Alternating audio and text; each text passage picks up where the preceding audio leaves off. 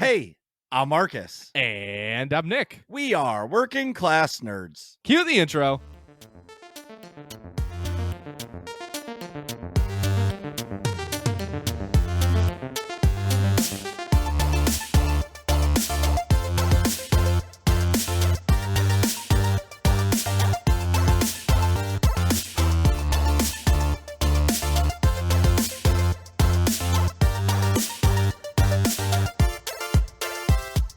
That's right, we are Working Class Nerds, the podcast that gives you no information about your favorite information. Today is Thursday, December 9th, 2021, and you can find this 132 podcast on Apple Podcasts, Buzzsprout, Google Podcasts, Stitcher, Spotify, and anywhere you can find a podcast in the galaxy. You can watch me play video games Tuesdays, Wednesdays, and Saturdays, and this Saturday, December 11th, will be a 7 a.m. stream at twitch.tv/MarcusB814. You can watch me play video games every single Monday night at twitch.tv/NickVern51. And you can find the both of us on all of the socials. I am at MarcusB814. And I am at Nick Vern, that's NickVern. And this week's episode, we're talking about all of the first-person shooters, but mostly Call of Duty, with Dan Bly. So Bly is a giant hockey fan, former streamer on Twitch, avid first-person shooter fan, and he plays for Chris Ward Electric Power. That's the Division 2 national squad. So nerds community, without further ado, I'd like to welcome the king of the SIP chat to the show. So welcome, Dan, and what have you been up to? Thanks, guys. Thanks for having me. What's going on?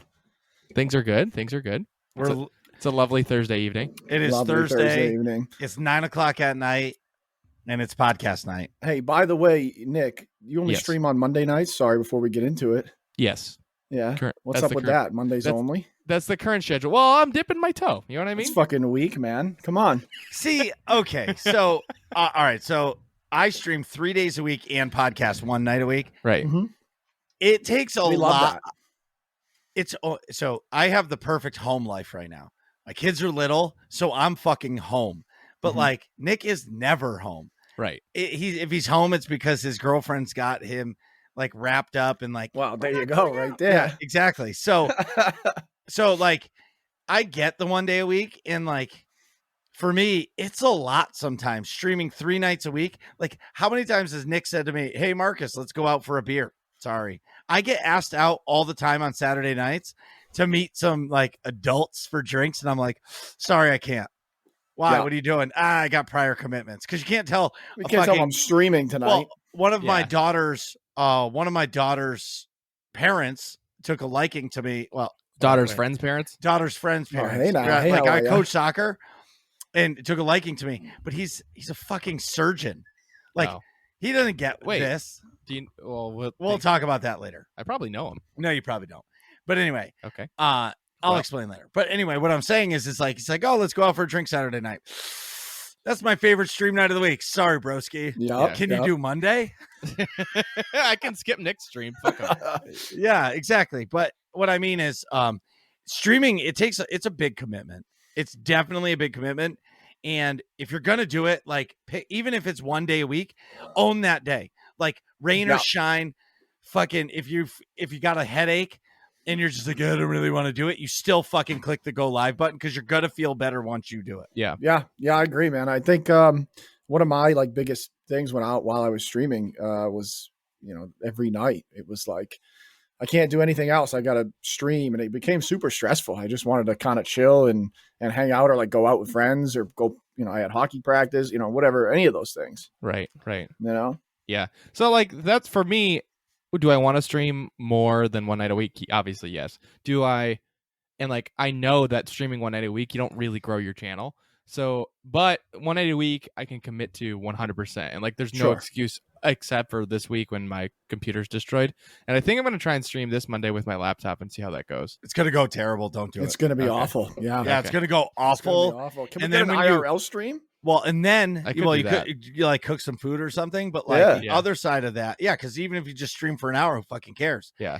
The other thing is once you go into Streamlabs on your laptop and you change some of the settings, it's gonna fuck up your main computer settings because it saves over the cloud. Oh, right. You're gonna be so. I did that once, and Unless I I will just never. make an entirely new scene. Like Don't do it. No? No.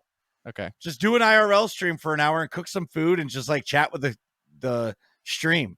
Yeah, just slap I could steal the Yeti or something like that too for the mic.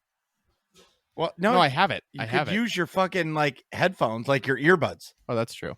Honestly, though, like some of the best streams, like for me while I was streaming, was when I wasn't playing the game.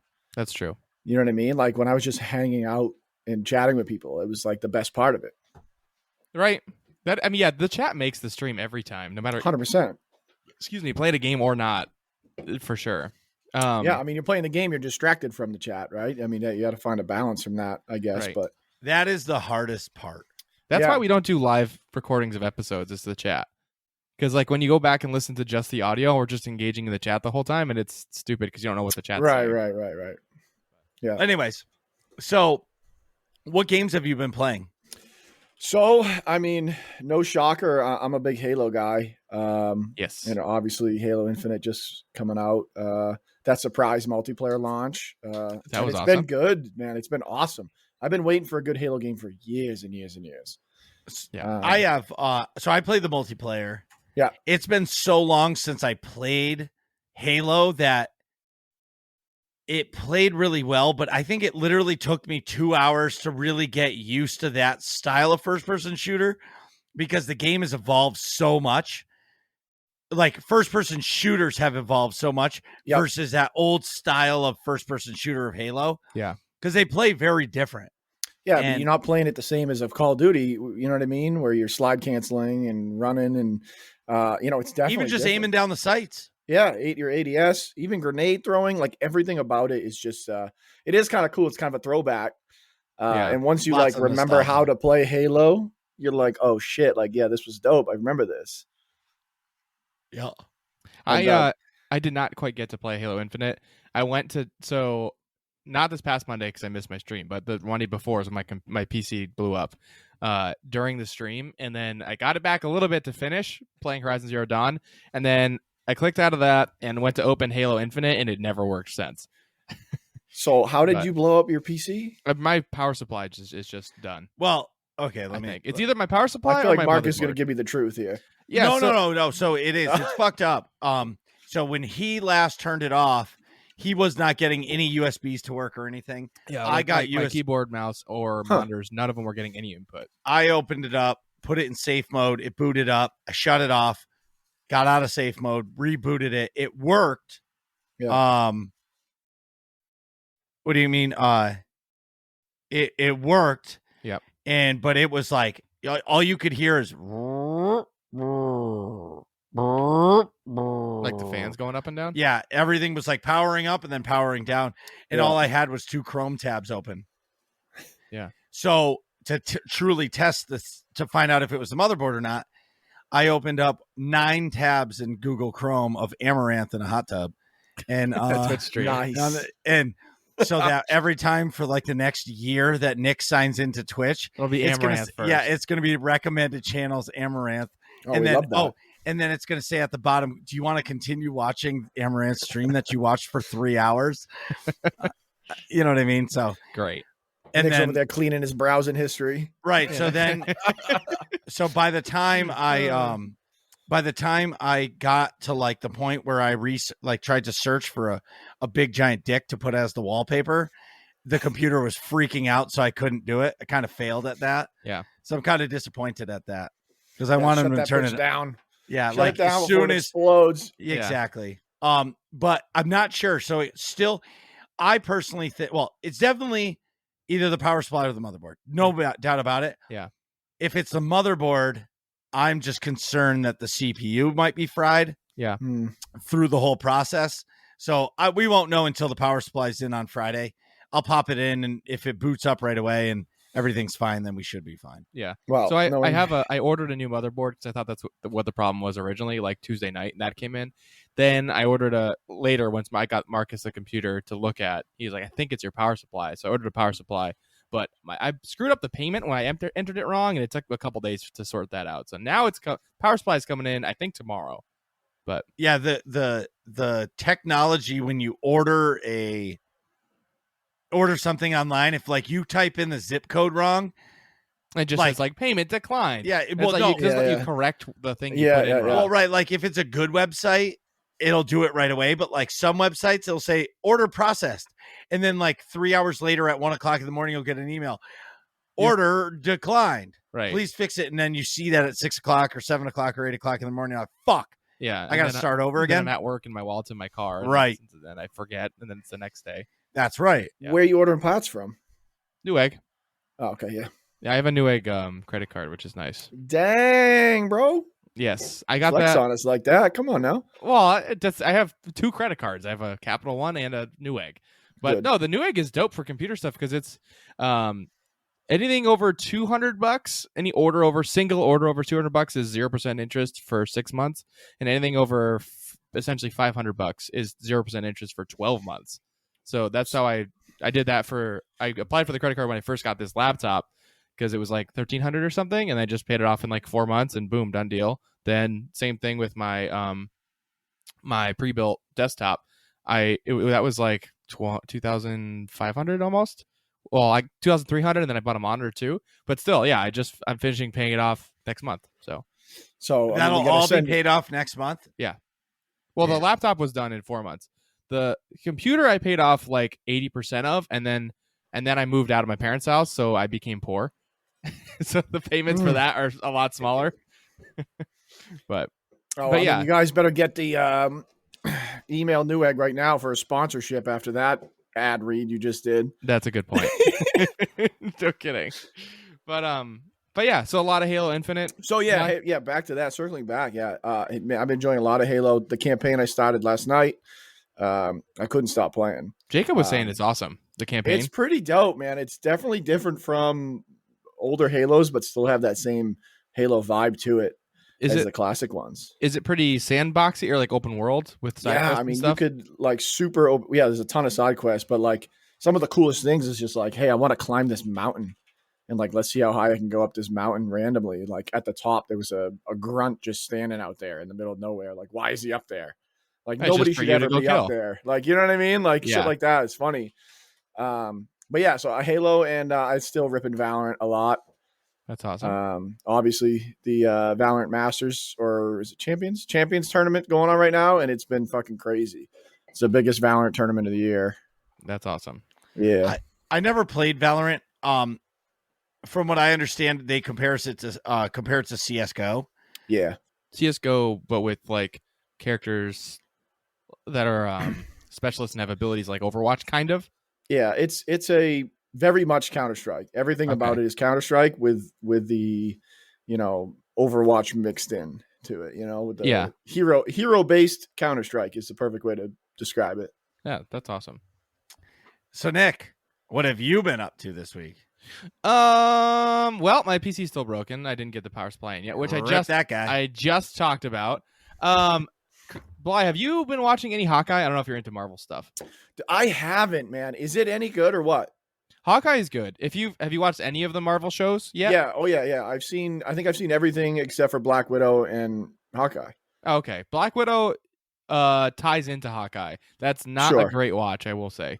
The whole movie Black Widow? It's like okay. It would have been it would have been good if it came out like in 2009. Yeah, when Avengers 1 came out and everybody was getting their like origin stories. It should have been like it should have been the Black Widow origin story, and it would have been legit as fuck. Right. Sure. But like 12 years old, Natasha Romanoff, I don't care about. Hot ass but, I mean, she's so hot, man. Come on. Yeah, but like but what I'm saying is but like 12 years later, it would be like me acting like doing a movie and I'm 21. Right. You know what I mean? Yeah, it wouldn't work. Yeah. You know what I mean?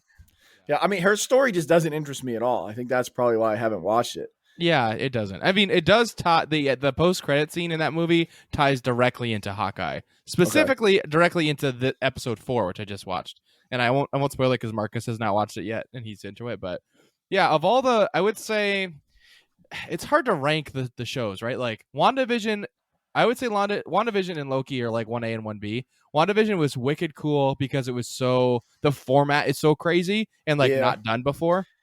I had For no me- idea what was happening until episode 5 in WandaVision, I think. I just Really? was watching away, happy as could be. I had no idea what was happening. Yeah, I episode 1 and 2, I had no idea. Episode 3, I don't remember the specifics, but I started to be like, oh, there's something else happening here. Yeah, You know what once I mean? it clicked in my head, everything made sense. Yes, it's like, oh, okay, but Yeah. WandaVision was my favorite movie of all time. Like, I mean, you mean? show. Yeah. Like, just the way they did Really? it, the way it broke down. Like, if you watch it again and, like, just watch the quality of that show and how everything is tied together. Yeah. And by the end, it all ties together. There's no show that I've ever watched that's better than that. Well, maybe Lost. Way back. But, like, nothing really, like, captivated me. Even, like, the first episode of Loki, like, I was still, like, I played with my phone a couple times. Yeah. You know what I mean? Like, that's how I judge a show. If I don't touch my phone during a show, it's a good show. I think I like Loki better just because I don't know. I think I enjoy his character better than I. No, than me I too. do, That's you know? that's the point I was gonna make is like I liked what happens in Loki. I think that's a cooler story Yeah. overall, but I think the format for WandaVision is so awesome that it bumps it up a bunch. So like and especially I like Loki because it has such giant implications for the rest of the MCU stuff. Mhm. So I feel like the Loki. So I think WandaVision was the kickoff to the new phase of the MCU, but that show isn't going to tie into the MCU for another couple of years. I feel like Wanda's it might tie in with the Multiverse of Madness.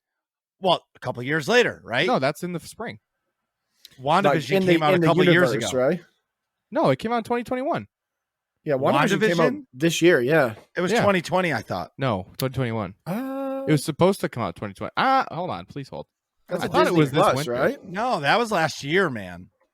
It Well, could've been anyways. last year, man. Well, Either what I'm way, saying is like still a year later. No, January 15th, 2021. Oh, so that was just that's yeah, basically- we're right there. Yeah, that's 1 year. basically that was basically 2020. 2020. But still, so like Okay, so a Multiverse year. of Madness comes out in like May, so that's I thought it was So, 2023. what about Shang-Chi? I haven't watched any of that either. Is that that's standalone. it's not MCU at all? Oh no, it's in MCU. Sorry, I should clarify. What Yeah. is the release date? anyway? But that's like an intro of a new character. But that movie's dope. That's really May 6th for Multiverse of Madness. Yeah, like that reminds me of like the old school action, like shit. karate action movies. Yeah. Like it's constant like dope ass fighting. What was that? Oh, we like that. What was that name of that movie? With all the Shaolin monks. Oh, god damn it. Oh, Ip is Man. it like Ip Man? No, Ip Man. No. That That also was had that shit Shaolin was monks. dope. Yeah, That that was a movie good was ass movie. awesome, Well, right, bro. but like Well, no, Shang-Chi's while you're thinking, Marcus, Shang-Chi's cool because it's an origin story, but you pick up with him already badass. Like it's like I don't like origin I stories like when that you too. like Yeah, when it's like, oh, you have to watch the kid like get bullied and figure it out and go through and then get the Yeah. powers and then whatever. like you we've seen come in it and once, we've seen it 1,000 times. Right, yeah. This Yeah. how many times do we need to see Spider-Man bit by a radioactive spider? exactly. Oh my God. Unless Speaking it's of Miles Spider-Man, Morales. though, I'm telling you, this next Spider-Man movie is going to be fucking legit. Oh, we've been all Like, over it. Box office like records. I'm telling you, it's going to be the highest So- grossing Marvel movie. Listen, we were talking about it somewhere. Yeah. I don't know where. And somebody said, I'm not going to see it in theater opening day. I'm going to wait a couple weeks because I don't want to catch COVID. And I'm like, bring fucking COVID on. I'm going there the day before Yeah, opening what? fucking Yeah. night. No, that- yeah, we have tickets for Thursday night Yeah, Marcus and I do. that when is that coming out? Next week. next Friday. That's fucking next Friday. Yeah, Yeah. we're going next Thursday, a week No from today, fucking actually. way. Yep. At Shit. 6:45 at night. Dan, if you want to see it opening weekend, you should buy tickets now because they're probably sold out. You might be able to Oh, find they're some for guaranteed. Sunday. Yeah, we they're sold couldn't get an 8:00 show. Yeah. The earliest show we could get was the latest show we could get was 6:45. Well, Yep. yeah, you better show up 12 hours early because No, it's get a good assigned seat, seats. you know what I This mean? is So Oh, that's okay, what's okay, awesome okay. about COVID. That's what's awesome about COVID times Yeah. is it's all reserved seats now. Yeah. So like you go in and they got the little dots like you are at Ticketmaster Yeah, buying yeah, like yeah. hockey tickets or Bruins tickets or Celtics tickets, right? You pick the dots of the seats you want, and you know that it's going to be packed. Yeah. So you know yeah, you're not an empty seat. no 0. No. Yeah. It will not be an empty seat. No, I mean, and Yeah, I can't wait. what do we think? Are all of them going to be in it? All the Spider-Mans? Tobey Maguire, is he in it? Yes. Garfield, is he So in it? let me give you You saw that trailer, right? Where the the dude Brazilian one. gets punched, and you don't see him. They cut him out. Exactly. Yeah, that's the yes. Brazilian one, right? They left it Yes. in a little too far. They clipped it a Yes. little too far. Exactly. Bro, somebody punched his ass. Exactly. I'm not going to talk about the new Rockstar's breakdowns of the trailers because I don't want to spoil it for anybody. I think they basically said that this is the end game of the Spider-Man trilogy. Yeah. Right. This is the end game. This is good. It's 2 hours and 40 fucking minutes. Is it really? Yeah. I think since the title is No Way Home, I think, well, for a couple reasons. I think Tom Holland Spider-Man is going to be not in the main MCU universe. Which I anymore. hate, by the way. But that's not Me too. true. Me too. They- Well, he's in the MCU. No. But not in the same way Yes, as he before. is. Yes, Sony and Marvel just signed the deal for another trilogy. Well, yes, but it's going to be. But it's not him. It's not going to be in the MCU. It's going to be in the Spider-Man universe. No, read again. They'll have tie-ins and stuff, but no, read it again. I don't. That's not how I read it. Oh, I read it as he's coming back to the MCU. They partnered up because they realized how much fucking money they're making. Yeah. Like Buckets Tom of Holland money. is the best Spider-Man. No. Yeah, 100%. I agree with I that. agree. Yeah, I think it's going to be. The way I read that was it's going to be Tom Holland essentially in this movie. He's going to get transported to this combined, unique Spider-Man universe, right? So you're getting, obviously we know we have the villains, and it's like a 95% chance we're going to get Tobey Maguire and Andrew Garfield Spider-Man 2. So they're all going to be together fighting, and through some circumstance, Tom Holland's going to get stuck in that alternate version of reality. And then we're going to go from there. Granted, that could get sort of retconned in Multiverse of Madness. I don't know what happens there, but that's kind of how I foresee it going. Is the movie a disappointment if both of them aren't in it? Like if it's just Tom Holland. Andrew Garfield, like, and Tom Holland, no Tobey Maguire, like, you know what I mean? Oh, I see. Is it a disappointment if all three Spider-Men are not in the movie? Well, yes. If only one is, it's like I'd say it's like 30% disappointment if it's only one. If neither of them are, it's a lot of disappointment. You know what I mean? I don't know. I think like if it's just Tom Holland, like whatever, I think that's kind of fine with me. I think it's dumb that they don't have all of them in there. Like if they just have Andrew Garfield in. Yeah, especially because they have all the villains, right? Like, what's the point of doing? Movies, yeah. They have every villain except for Venom, but that's fine. He's doing his own thing, and they kind of tied it in at the end of that movie anyway. Yeah, I don't know if you know that, like the end credit scene for Venom, Let There Be Carnage. I haven't seen that. So, if I may, at the fast forward 2 minutes, if you don't want spoilers for that movie, the movie is not good, by the way. But the end credit scene, I have heard that too. Yeah, the end credit scene ties right into the Spider-Man movie. So basically, after the events of the movie, you see Eddie Brock and Venom doing the over-the-shoulder thing, just sitting in a random hotel room, watching TV and just chatting about stuff. And Venom's saying something to the effect of, "Hey, just so you know, like, I'm way smarter than you think I am. I have all the knowledge of all the symbiotes across the whole universe, and we've been alive for hundreds of thousands of years. And I have all kinds of crazy knowledge." And he's like, "Bullshit, you're an idiot. I have to tell you what to do all the time." He's like, "No, let me give you like a little taste." And right as he's about to do that, you get a bright orange flash through the whole room, similar to the Doctor Strange spell that you see in the trailers for No Way Home. And then the whole hotel room changes to like a tropical Hawaiian hotel room, and the outside of the room changes as well. And then the TV changes also. So, and their clothes change. So they're like, "What the hell?" And Venom goes, "That wasn't me. I didn't even do the thing yet." So then the TV pops on. It's J. Jonah Jameson going, Peter Parker is Spider-Man, right at like the end of no shit. What's it called? Not Homecoming, Far From Home. So were they trying to pull him into the MCU? I know they've been trying to for years, but I think Venom they're is Fox, right? Right. Oh no, Venom's Sony.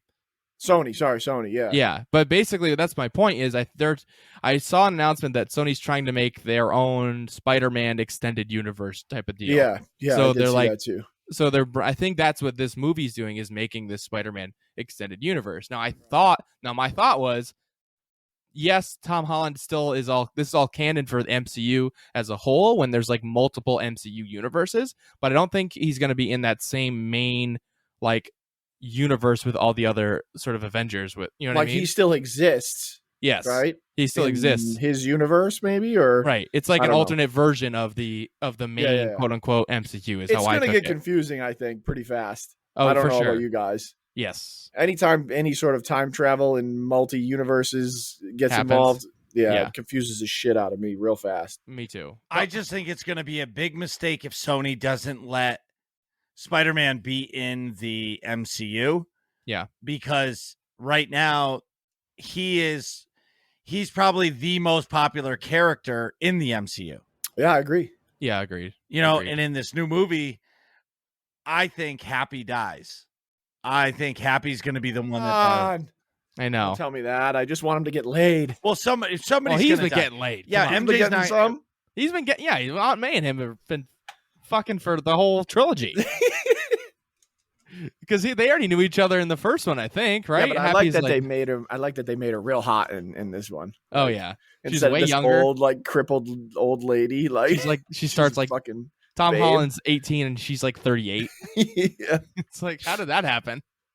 But so people are saying like Happy might die in this one, or everybody's got crazy shit they There's keep talking stakes, about. right? Like obviously you see MJ falling. My hopes for that scene is I hope it's Andrew Garfield like catching her. That's what someone on one of those new Rockstar videos or whatever. That's what they were saying too. Yeah.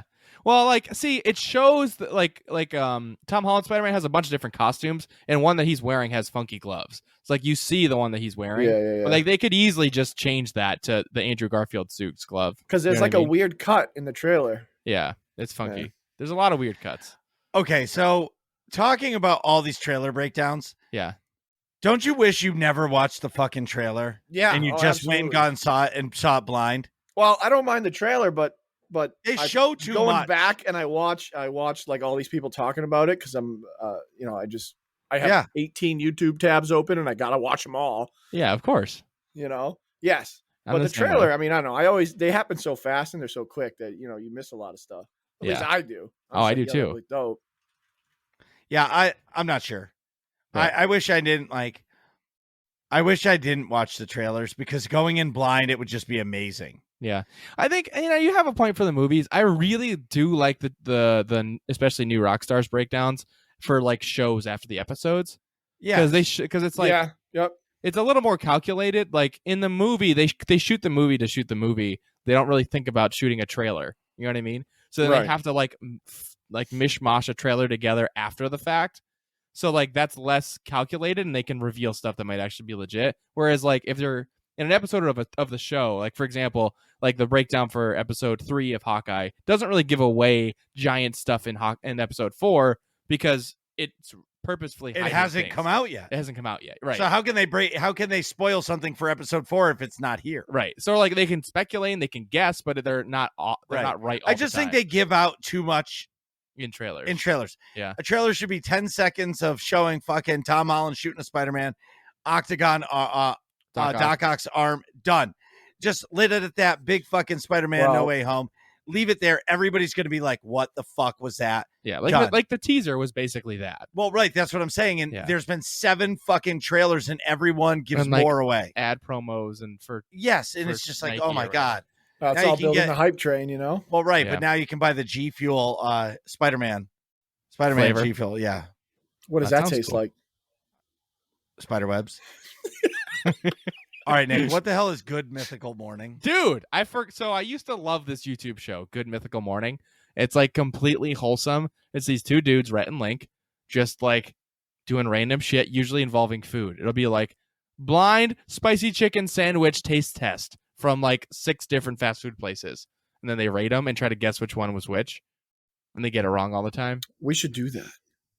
It's fun. It's awesome. Yeah. But see, Nick, like that could be your perfect IRL stream. Just Boom. go to Burger King, McDonald's, Wendy's, Yeah, Five Guys. whichever. and do the double stack cheeseburgers Yeah. and try them all. And then once you're done trying them, you guess what they are, and then you try to eat them all. Right. Try to eat 6 double cheeseburgers. Throw up, yeah. Especially I bet fast I'd food. be pretty good at that. I bet it'd be pretty fun. I bet I could guess all of them. Yeah, me too. You're like, this is No. definitely Wendy's. This is definitely Like this shit is quality. This is quality. It's Wendy's. Come on Yeah. now. Yeah. I don't know Oh, if this I is could. falling apart as a meeting. This must be Five Guys. Yes. Well, I would just be burgers and cheese. It wouldn't be like No, you Yeah, got to man. get them. No Just secret sauces. We can't Why no not? Secret sauce. We can't no Big Mac No, sauce. yeah, it would just have to be.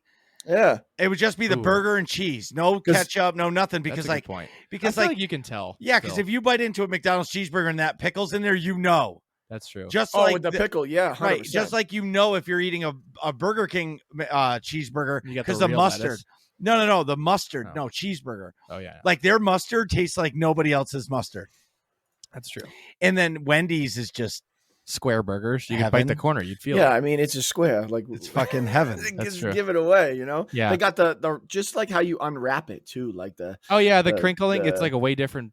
But it's like wrapper. it's a you would higher have quality to, like yeah, but tin you would foil. have to, Yeah. but you would take it out of that because Yeah, you're going to yeah, hand yeah. it to somebody on a plate. That's true. You know what I mean? The way they do it, it's they'll literally have blindfolds on, and someone else will like pick it up and put it in front of their mouth, and they take a bite. No, See, I don't like the that. I problem- gotta feel that sucker in my hands. Yeah, I Yeah, don't but like they're that'll trying to- give it away. They're trying to just do the taste test. And Oh that's yeah, it. so that's a good call. All right. Because if Because see, obviously, if you feel it, you can feel the size difference, the See, bun, all that stuff. See, if that was ever the case, Nick would be eating the hamburgers, and I would have like a raw hot dog, and when he opens his mouth, I would just shove it down his throat. yes, I ain't letting anybody feed me while blindfolded. I don't know what the fuck's going in my mouth. That's a good Right. point. Yeah. That's a Yeah. good point. You'd have to like really trust him. Yeah. So I mean, I've been watching that like as my mindless thing in the background. You know what I mean? Yep. Which is fun. Also, if we want to talk about paintball stuff, Power as an organization has got a whole lot of things moving and shaking.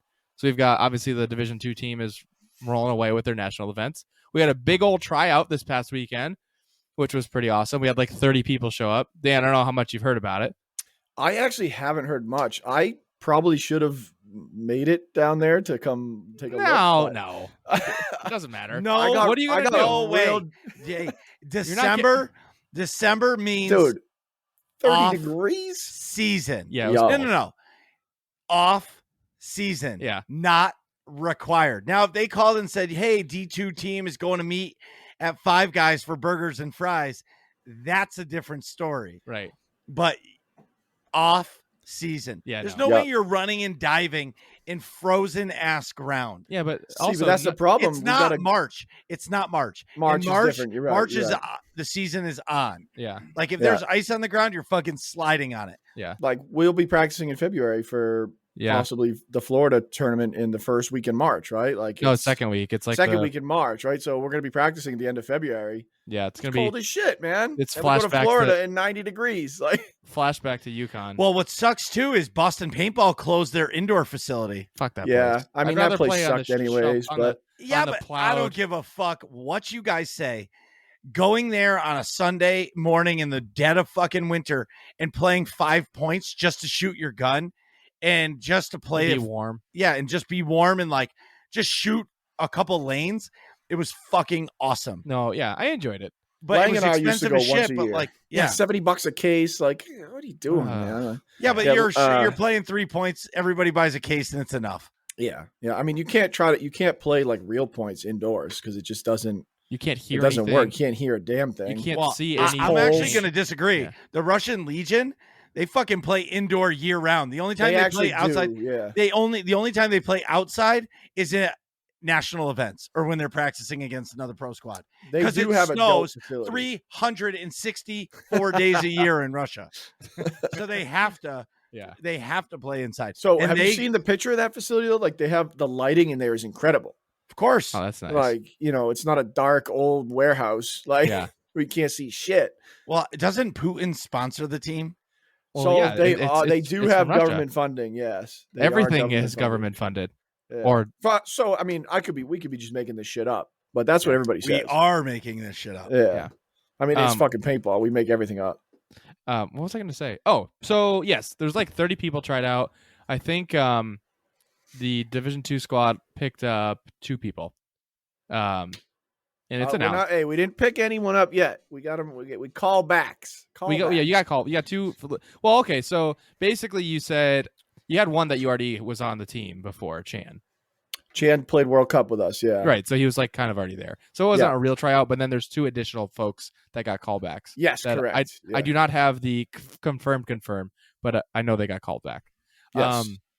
Then we also made the decision to keep Fernando on the Division 3 team, although at least Charlie and Chris and Jacob, who were there, and Nick thought like he played great. He was like honestly the best. I thought so too. Granted, I'm a little biased, but they thought he was the best back player at the tryout, if that makes sense. However, you guys don't need a back player, so we got too many already. I mean, if he wants my job, he can have it. He could take it. No, they're happy with you, so they're keeping him on the D3 squad, and then but he's which the is captain, fine. So. You guys, and I don't even know. Like last I heard, happening? Charlie wanted to play nationals this year with Exactly. D3, So I'm getting should to happen. That. Yes. All right, let's hear it. So previously the Division 3 squad that I was player coaching for was only doing local events or OPS events, Outback Paintball Series. But we picked up 4 new players. Let me go through the group chat. I should have saved this on my phone. Anyway, we picked up 4 new players. Yeah, that are all want to play nationals. Yeah. So, and you have if I am guessing correctly, that's a dope squad. Yeah, we picked up 4 starters essentially. Yeah, you guys could win a D3 national. Well, here's the other thing too: is really at a national you need 7, 8 max. You know, you know what I mean? At least D3, D2, sure you're gonna have 10 guys, but only 6 are gonna play. No, they carry 8. 8's good. 8's the perfect number in my opinion. 10 is just a distraction. There's too many guys. Yeah, because 3 people are not going to play at all, basically. Yeah, and everybody wants to play, obviously. Right. I think at 7 and 8, to me, when we won Chicago, I think we had 8 guys. It was 8 guys exactly, and everybody had to contribute. Yeah, you know what I mean? Do their job. Yeah. What's cool is we're gonna have a D3 national squad and then a D3 locals squad for OPS. And now there's overlap, obviously, but for me the big barrier to nationals was finances. So I made an arrangement with the management, and it's much more affordable now.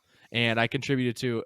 If I can afford to play and pay for paint and things like that, then I will. But I committed to, with the arrangement, I can coach every single event. So I'm going to be doing that for the at least that for the Division 3 national squad, which is exciting because I've never been to an NXL national event. I've been to 3 different NCPA nationals events, but which is not quite the same. You've never been to an NXL or any national, really? No, just the college events. Yeah, I mean, some of the NXL events are super underwhelming, but World Cup at the end of the year is just different, man. Yeah. It's so different. The thing that I actually saw the NXL event schedule. Yeah. And I can swear post it in the notes if you want. I have it on my phone. And I'm going to tell you. It starts early. Well, I know. But listen, I swear to God, they're fucking stupid. Oh, fuck you, Facebook. All right. I saw it. I'll post it in the notes. Wait, no. Here it is. 22 Nationals champion. What the fuck? Just keep talking. Make your point. I don't know what the date is. Oh, here we go. The first date for the U.S. events. Yeah, why is you got March 11th? Oh yeah. 13th. No. Here it is. Dallas, Texas, April 29th through May 1st. Now Google. Oh yeah. Okay, so April 29th through May 1st. Google what the weather is like in Texas in fucking April. Yeah. Rain. It just. How rains. many times do they got to fucking ruin guns? Just switch it with Sacramento, California. Instead of going to Sacramento in August, switch it with Dallas. Yeah. Sacramento is nice in fucking April and May. That Dallas one never made sense to me. Even when we were playing at Texas Motor Speedway. Yeah. In Chicago in September is fall. Fall rains. Yeah. I don't know. But I will say the Philly one in June, that's going to be a dope event. Yeah, hopefully the grass will be grown in by then. Oh my God! Do you know about the fiasco in Philly this year, Marcus? Yes. It was just dirt everywhere. It was not as bad as everybody online was making it out to be. All those people online and Facebook forums and all that bullshit. It's all people complaining that don't even go to the events. But what I found was interesting is that they're doing the World Cup venue twice. So it's actually not the same venue. They play. It is in the same area. It's in the same town, but it's a different venue. I believe. At least it was last season. And and here's my other question is, what's the difference between major and open? Oh, the majors are the opens. Well, Bly, you want to take over this one? It's complicated. Yeah, I mean, so at least for all the divisional teams from D2 down, you can play all of these, right? All of these events, but they're only going to take, I believe, it's your top 4 scores. Yeah, and the pros won't play the open events. Yeah, or the open events don't count towards the pros rankings and things. Pros like and that. semi-pros, they won't play. That's in the those dumbest thing ever. So here's what it was. Why wouldn't they just have 6 events? So hold on, let me backtrack. It is smart for them to have one in California and as just an open event. It's almost like a glorified local event, man. There's so many teams out there. Yeah, same with Texas. That's like true there's too. so many teams that won't go travel elsewhere that will play these events in Dallas or in Sacramento and just give money to the they're NXL. making money. They're making money because they get to play an NXL event, right? And get on the webcast and all that fun stuff. And I believe they're at a local field. They don't set up a venue. It's at a local field. I just miss it. Yeah. Well, get back out there. Let's go. I can't. Why not? I can't. So the problem for me is like I can't just show up and play once.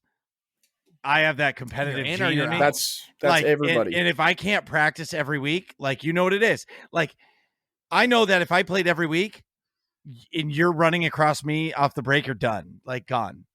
It's over. You're not getting through it. It's over. But in order to get to that point, you have to practice every day. Sure. Yeah. You know what I mean? And honestly, I would much rather wait until my son is old enough. As soon as he turns 12, get him on the field, coach him, and never let him play woods ball ever in his life. Ever. Oh, come on, it's fun, man. No, it's not. And it's fun because of what you play, but what I'm saying is get him out there. As soon as he can get the little JT splat things, we're going to be running around the field and he's going to learn. I'll go to a field and buy a couple bunkers and start teaching him young. Yeah. You know Have you seen those jelly ball things, by the way? Yes. Yeah. They're legit. They're awesome. That's fun. Yeah. But that's what I'm saying. Teach him now. So when he turns 13 and you put him in a 3-man, and that's when I'll play. I'll grab Nick's dad. He'll be walking with a fucking cane or a walker. I mean, if it's open, I can play with you. Well, it's not. A D3 is going to be a 3-man is going to be D5. D5. No, not even D5. If you're ranked, you're fucked. Yeah. You're going to have to be just rookie. And it'll just be me. Well, actually, probably be me, Matt, and Ryan. Yeah. Or doesn't Matt's son play Parker? No. But anyway, so all I'm trying to say is I can't. I would love to. But if there's a 5-man series, we talk about it all the time, do it like they used to do it. Just show up and walk the field and just walk the field that day, figure out your lanes and just play that one event. I would do that, but I'm afraid of the itch. That's how all paintball players are. If you play paintball before at all, seriously, you never quit. You never quit. You just take a break. Yeah. You take a break. Exactly. You're always going to come back at some point. You're going to go to a bachelor party and you're going to play. And then the next thing you know, you're kitted out and you're playing 5-man tournaments again. And I played so many fields and so many events. And still to this day, there's no local event better than Foxball. That was the best. Yeah. I don't know. Fox was a lot of fun, man. Yeah. A lot of fun. Although I'll tell you what, and this is not just because we play there, but OPS this season D4 was pretty legit. D4 X Ball. There's no teams. D3 suffered because they're of the small number of D3 teams. Right. Well, it's really 10 hard. To 14 D4 X Ball teams. So when you start getting into those higher divisions, the D3 to the D2, the pool of players gets smaller. Yeah. But the problem too is what's happening. And I remember. So as soon as you have a D3 team, you're taking players from the D2 team. So D4, you mean? Right. Yeah, the D4 teams are moving. Okay, they finish D4 and they rank up to D3. And next thing you know, this D3 team has 4 real D3 players, but everybody else is on the D2 team, and they just go there to steamroll everybody because the talent isn't there. You know what I mean? So once you're at that level, I believe you start to get it's a big jump, kind of. Right. You need to play national events. Yeah. And what was awesome about Foxball was it was you had your minors, which was up to D3, but it really didn't use your APPA. Right. So everybody was kind of at that level playing field. Yeah. It was and you could stay in the D4 league forever if you wanted to, unless you won the league. Right. And then as soon as you won the minors, then you had to go Play Yeah, then you had majors, and then majors, you which just get was- a shit show. Guys are flying in pros from across the country. Right. That was happening because what happened is I remember, was it New England Invasion? Probably. I don't know. They were taking like the 187 guys because they wanted Yeah. to just play. Yeah, And that then was all their these field. other majors teams were like, what the fuck? And they're like, sorry, bro. And then next thing We you know them, like, not our fault. like Yeah. they're like, this is an open league. And all these players got built up through that system. Yeah. Next thing you know, Archie Montemayor and Billy Renacci is coming to Fox 4 for the open majors, and it just got ridiculous. But speaking of that, though, that big move to X Factor to Dynasty, huh, Nick? Who? Archie. Archie. Archie? Yeah. Ooh, Yeah. I did not see that news. I Oh, saw you didn't see the drama? Even Billy posted. Billy posted like the Kevin Durant like leaving Golden State or something like that, or Wow. yeah, like Well, I called him a think- traitor, basically. Yeah. Well, you don't know what's going on in San Antonio, right? And Archie's been there for so long. Like, maybe he just wants to mix go it to- up or whatever. mix it up, or Yeah. maybe he's getting paid a shit ton of money. Yeah. Maybe his wife's pregnant or whatever, and he's like, fuck, I want to make a shit ton of money one season. And like, But is 'cause Dynasty he's already really won. providing this shit ton of money? I know X Factor has a budget for their top 3 pro guys, Yeah. and they make like an okay salary. I mean, it's not a full-time salary, but they make a salary from X Yeah. Factor. I wonder. They But must, Dynasty- right? Like, but because just- Dynasty has. But Dynasty is a business. That's what I was gonna say. So they own their own gun company. They own all their own gear. Like, everything that Dynasty does is a business. Well, Like- they only have guns. They just switched back to JT, right? Just now. yeah, they switched. They don't. own But their own don't soft don't gear, but- sleep on Dynasty. They're probably getting 30% revenue share on every jersey sold, every pair of pants Oh, of sold. course. Yeah. Anything that Their has branding. a Dynasty. Oh, Yeah, their branding. 100%. And then what I do know about Dynasty is, like, if Ryan Greenspan comes to you and you pay him $5,000 to do a clinic or whatever that number is, that goes to Dynasty, the business. That doesn't go to Ryan Greenspan. You know what I mean? yeah, It's- because and- he's using his Dynasty name Right. to get him these. I mean, Greenspan could do clinics on his own, right? He doesn't need Dynasty to get clinics and Right. jobs. But he's like, one of the owners of Dynasty. right. Like, you're That's using why the all name the- Dynasty to get all these clinics done. Like, you know what I Right. mean? Yeah. And yeah. So anyway, I always wondered definitely- that, by the way. How are they making, like, those guys just straight travel all over the world and do clinics? Like that's why. They get insane. Like, how much are they getting paid? Like, where is this money coming from? I don't know. It's got to be. Players. It's got to be big money. Well, so okay, so like let's talk about the Boston Combine. Remember those things? yeah, Yeah. they still do them. I think. Well, I don't know, but I know that Boston Paintball flies them in, Yeah. pays for their hotel room. I don't know if they're paying for their food, but plus they're probably getting a piece of the pot of every player that's there. 100%. Then on top of it, they're earning, and then probably, I'm sure they're selling something, Jerseys there, merch, whatever, or yeah. you know what I mean, like. yeah. collecting for a raffle, something. Well, something. Yeah. I don't know. And the big perk about being a pro is you get guns, if not for free, so cheap that you sell them and you make real money. I know. I have one of Ryan Greenspan's guns, actually, like that. Which one do you got? Was it I have a- Eclipse? Yeah, I have my Geo 3.1 is the 2.1. 3.1. No, it's a 2.1. No, it's my fucking gun. You think I don't know what it is? It's a 3.1. It It's got still the has a screw on the back. yeah, and an AT pipe, not a macro line. 2.1 has a macro line. 2.1 does have a macro line. So, Mr. Fucking, Yeah. I'm retired. Google a Geo 3.1 right now. I believe 2.1's had the It's macro literally line. my gun. A 2.1 has a macro line. You had a royal colored Geo 2.1. My 3.1, and then I upgraded it to the IV core, which the 3.5s had. All right, you're right. Yep. Just I put know. one in my hands and let me shoot it. I don't care what it is. Yeah. Oh my God. Well, I like Planet Eclipse. I'm going to tell you right now that Geo 3.5, my black and gold Geo 3.5 is the best shooting gun ever. I was sad to give that back to you.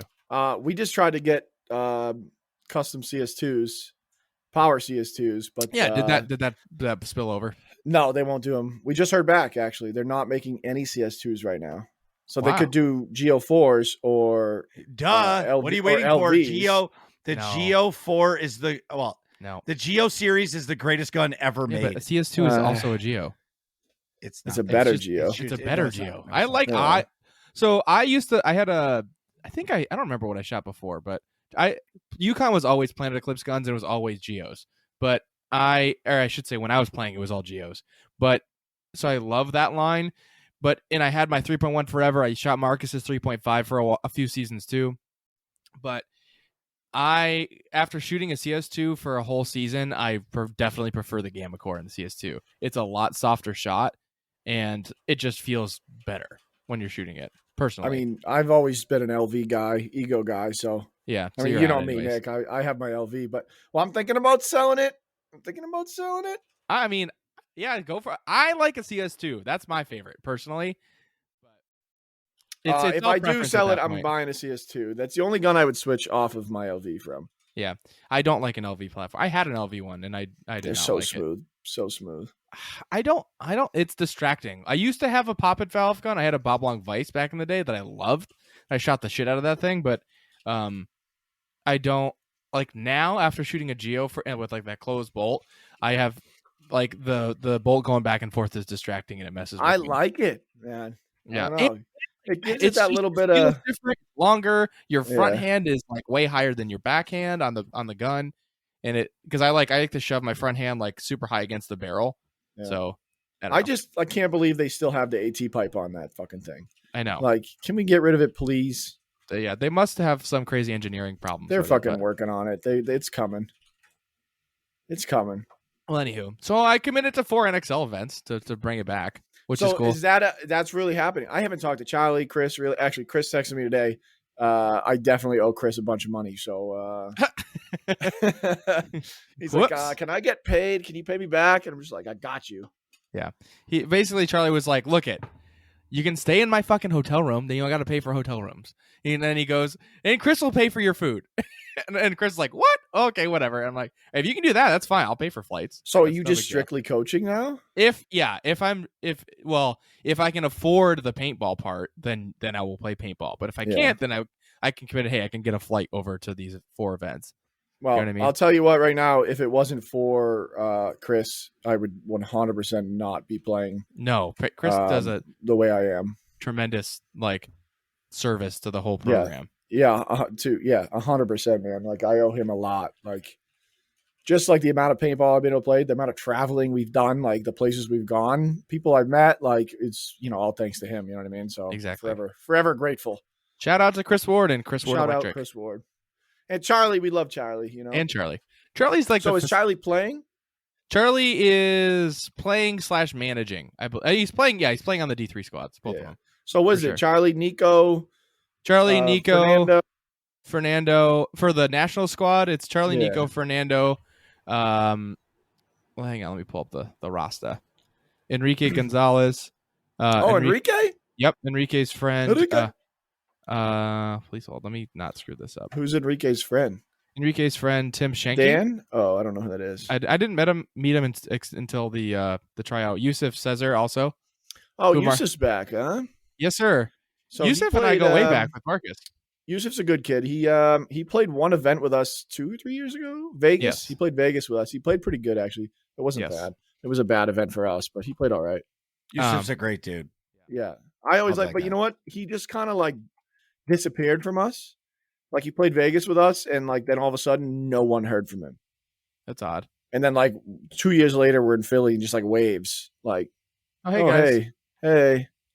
That's strange. Because he was playing with Breach, right? Yeah. Also, Ricky Andretta, whom you don't like, I know. What? I love Ricky. Oh, okay. I fucking love Ricky. I mean, get him off my team. I don't want to. He's gone. All right. He cannot play on the Division 2 squad anymore. No, but he's never allowed. But I fucking love Ricky. Yes, and we have Zen in the group chat as well. Oh, fuck Zen. I'm just kidding, Zen. I'm just kidding, buddy. I think Zen is 50-50. I think he's got to check with his parental units about the cost of going to national events. But I love Ard. Me and Ard would be chilling at the bar all the time. Oh yeah, Ard's awesome. Ard's the best. Cool. And then the OPS squad is largely unchanged. I think we did pick up one extra person, or we have a call up, but it's not official yet from the tryout for just the OPS squad. Dang, we got info we can't even share. Yes. I don't even know. Yes. Anywho, things are awesome. So without further ado, Marcus, what's up and what have you been up to? A lot. I can see. Yeah, so I see you, as per usual, copy and pasted something and did not change the formatting. So it goes from font 11 to who font fucking 25. cares? Bro, I saw that. It was up on my screen. I saw it happen live. And I was like, what is going on? What did I do? I was like, I didn't press it. I don't care. This is my section. You guys don't even need to fucking read it. But anyways, this Saturday, which is 2 days from now, 7 a.m. Eastern, I am starting my first subathon, celebrating 1,000 followers on Twitch. Yes. Let's go. It's gonna be awesome. Starting at 7 a.m. For every sub, it's 4 minutes. It's gonna be 3 hours for sure, right? Well, so the minimum is 3 hours. That's my basic stream. And Anyway, and the max is 12. I say 12, but I'm ending at 7 at night. Like, if it's out of control, I might not stop. That's fair. Got to So- keep it going. The pink shorts are ready. Here, I'll hold Wait, so them up are you for wearing those pink shorts?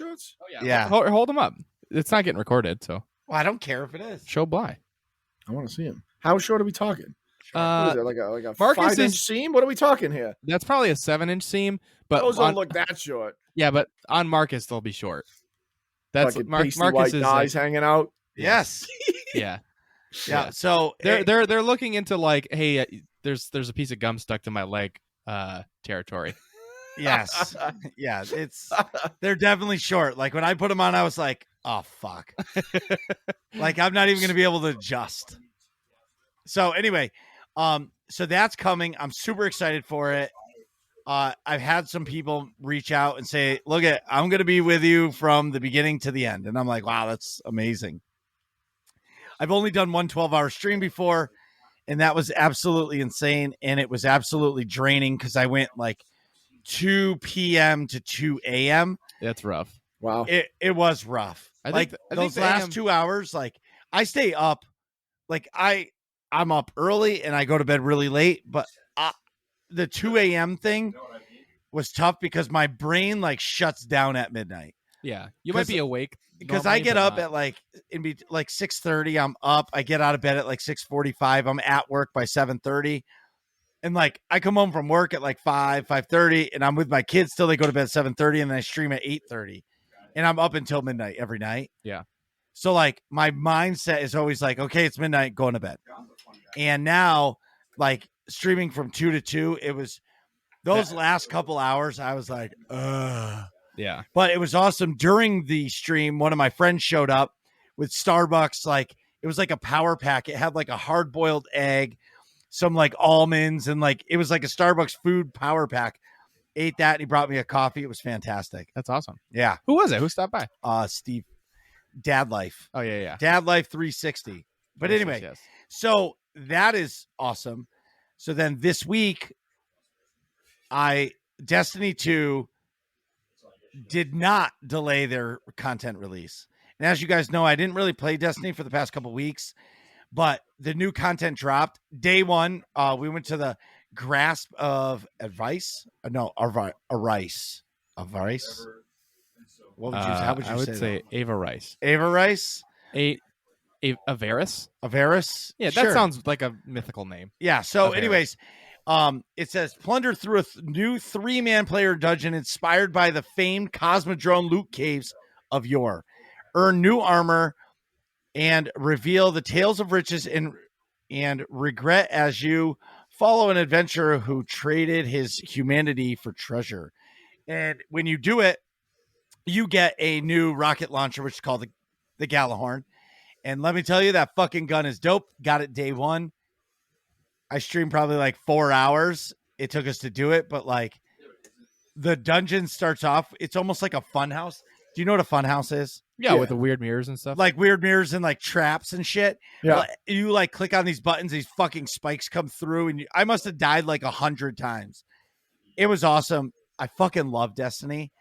And love the thing Destiny, about- man, I love it. love it. You play it? I haven't. So it's been a while since I played, but that's all I played for a long time. Destiny 1 or 2? 2. I mean, I played through Destiny 1, but the majority of my time in Destiny, the world, was Destiny 2. All right. I'm a late bloomer. Like I played it when it first came out for a little while. Same. And I thought it was the dumbest thing. Like, they finally fixed the one major problem, which is unlimited ammo. And they finally fixed it, and they gave you unlimited primary ammo now. Yeah, I mean, it was limited before. Now it's unlimited. Correct. Yeah. And just and for the primary. right, just primary, Yeah. but that's all you need. Yep. Just to be able to keep shooting shit. And because before, like, I got into a room in the original game, and it saves, so you're fucked. And it saves your ammo too. So well, yeah, and I would go into the room and I would run out of ammo. There was nothing I could do to beat it. Nothing. Yeah, that's crazy. And I just fucking shut it off and I quit. I was like, fuck this game. I'm done. But now they fixed it. It's really good. I'm enjoying the hell out of it. I'm really looking forward to the new content. And there's more stuff. Dares of Eternity is a six-man of like public event, not kind of like six-man mission that you're going to do. I haven't done it yet. I'm super excited to do that. I'll be doing that on Saturday as well. Playing that in SWTOR. It's really good. It's really, really, really good. I'm enjoying it. Yeah. I think the last raid I did on Destiny 2 was Garden of Salvation. So that's probably the last time I really played Destiny. No shit. So I've missed a bunch of stuff, but it's so good. It's so good. And it's really beautiful. I don't know if you play on like the Xbox PC or PC, yeah. Okay. That game is beautiful and it looks so good. Yeah, you're right. It's beautiful and it's very well optimized, so it runs well too. And I honestly love MMOs, and it kind of crosses that itch, and we'll talk about it later. The first person shooter and the MMO, and it like combines them both, so I love it. But that's Destiny is the Halo game that I always wanted. Yeah, and I think that's where Infinite is kind of. So there's times when I was playing Infinite yesterday where I was like, "Damn, am I playing Destiny?" Like, it felt very Destiny-like, and I kind of enjoyed it. Sure. Anyways, so yes, last night's stream, I finished Shadow of Revan on my Bounty Hunter, my Kogus cosplay. It was super fun. I'm so happy it's done. Now I can actually start to do more content and the expansions that you really want to do with that character. Anyway. Right, start now. So have you guys ever been influenced by a podcast? Yes, that's how this show started. Good point, sure. Man. You know what I mean? Like you hear something and people talk about shit and they're so passionate about something. You're like, fuck, I want to do that. Yeah. So I was listening to the Joe Rogan podcast with Ted Nugent. And now, if you've ever listened to Ted Nugent talk, that dude is a badass motherfucker, right? He's invented like the most like helicopter hunting to kill the wild pigs. Oh, yeah, that are like overrunning places. Yeah, overrunning people, killing people, overrunning things, killing animals, killing all people's plants, like everything. Yeah. He invented that. And it's become like a $30 million a year business that he created, right? Yeah, which literally helps conservation. We tried to do that at a bachelor party, and it was like crazy money. Yeah. Like, it's $30 million a trip. Well, yeah. It was like a couple $1,000. I was like, I want to hang out the side of this helicopter with a cigar in my mouth and Fortunate Son playing. Like, how much do I have to pay to make that happen? Right. And they're like $7,000. $2,000 a butt, $2,000 a piece. I was like, minimum of 4 people. Yeah.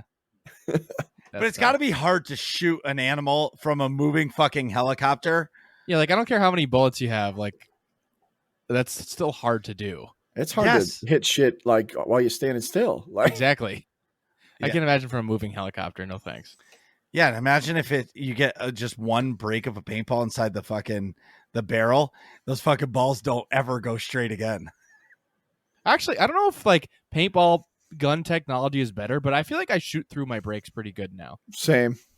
Like yes, it's like eventually it just cleans itself. Yeah, like no, is it perfect? No, but like it's like good enough for government work. You know what I mean?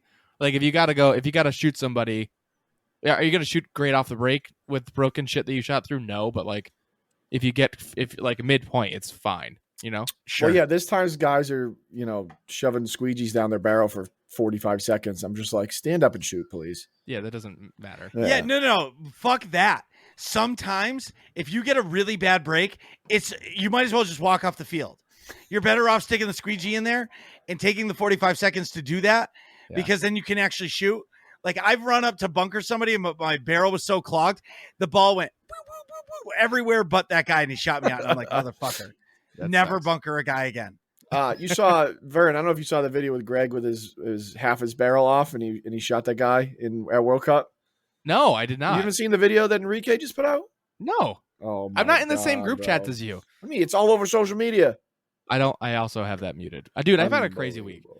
But you have that's Facebook such a and bullshit muted? excuse. I It's bet not you a- liked the video. Wait. It's such a bullshit Really? excuse. Don't listen to him about how he's been so busy. He Yeah. mutes all the socials. I do. It's not because he's busy. It's just because he doesn't want to hear the fucking pings go off every 6 seconds.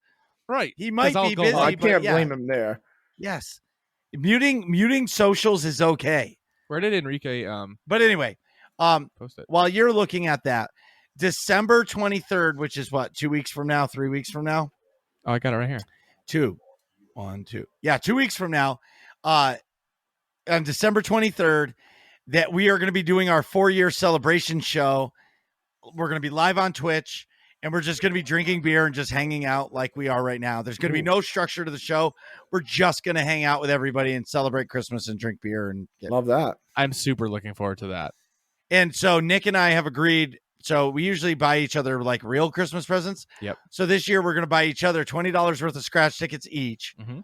And then we're going to buy each other one gift, but it has to be a gag, stupid, funny gift. Yep. For cheap money. Like with the money you win off the scratch No, ticket? no. just like also. Just also. Oh, okay. It's like $10. Because if you go to Amazon.com and type in funny gifts for men, the shit that pops up is ridiculous. All right. It's like, it's worth it just to look, because some of the stuff is really good. Anyway. Like you have a year calendar where all the photos are just dogs shitting. You have a t-shirt that says nice tits, and apparently tits are the same like as a type of bird, so it's like 17 different birds. Oh, and there's another calendar that's 12 months of dogs humping. Yep. The gift of nothing, and it's just empty packaging. That's actually pretty funny. Gift that keeps on giving. That's Well, herpes. It's Anyway, so 2 days ago, we got an update from SWOTOR. Wait a minute. Did you talk about bow hunting? You said all that Ted Nugent stuff, and you never said that the shit. point of the fucking start of that. Wow, see? Because you guys started talking paintball and it just went gone. Yeah. Anyway, so I'm buying a bow. I signed Because up for Ted Nugent is a giant bow hunter. Yes, and like he talked me into it, and like he's like, look, you can kill a deer and that'll feed your family for a month. Like, hands down, and venison is good shit. Yeah. I fucking love venison. Right, exactly. And anyway, so I'm gonna start bow hunting. I'll probably be terrible at it, but that's okay. And thanks, Ted Nuge. I've already signed up for my hunter safety course, and next week I'm gonna go to a shop and start shooting some bows to see what the fuck I like, and why not. Yeah, that's awesome. And I want to get like a Nuge. fake deer in the yard so I can shoot it with an arrow and like make everybody in my town disgusted that I'm killing a deer on my property. Oh yeah, But it's Marcus a lives fake in deer. liberal McLiberal town. Oh yeah, I don't even know. There might even be a bylaw that I can't shoot a bow here. Probably. Oh yeah, but I'm still gonna do it. Probably against your homeowners Which is association. bullshit. Homeowners Association. I don't have that. Well, that's good. I'm not in one of those neighborhoods. I'm not that bougie. What else is going on? Anyways, in SWOTOR news, we got an update on the Legacy of the Sith expansion. And Marcus was right. 100%. Like I've been calling You this even shit. literally said February. Yes. I've been calling this shit for months. Nick, do you want to read that? I sure do. So, as of what was that, Tuesday this week? Yes. December 7th, it says, we have made the difficult decision to delay the release of Legacy of the Sith to February 15th, 2022. Like many of you reading this, I personally cannot wait for the launch of our next expansion. I've greatly enjoyed my time exploring the depths of Manan, testing out the new story and ability combinations with combat styles, and more during internal playtests. Legacy of the Sith is something the team has been hard at work on for quite a while. But as we get ever closer to launch, it is clear that we need a bit more time. We're focusing additional testing on the many areas that we have changed throughout the game to deliver the experience we want and one that you deserve. In addition, during our public test server, your feedback was invaluable in helping us to shape this expansion. Outside of story content to avoid spoilers, the majority of the expansion and its features will be returning to the PTS for all subscribers this week. We're thrilled to celebrate the 10th anniversary of Star Wars: The Old Republic with all of you over the next year with Legacy of the Sith and more. So thank you, Keith Koenig, project director. So basically, I read that as it's this balancing system with combat styles is completely broken, and we got to keep working on it. Which, like, we knew that, and you knew that. I knew it. So can I just talk about a couple things? So first thing I'm going to say to any game dev out there, I don't care what game you have. If your game is not ready to release, don't fucking release it. Yeah. You're better off to hold it back, even though it sucks for 9 weeks, than do a Cyberpunk and or like Battlefield everybody 2042 or Battlefield 2042. Every and then other you're game just that comes out now. Yeah. And release a game. Well, that's because of the publisher. But what I'm saying is don't release a game that's not ready. Right. Ever.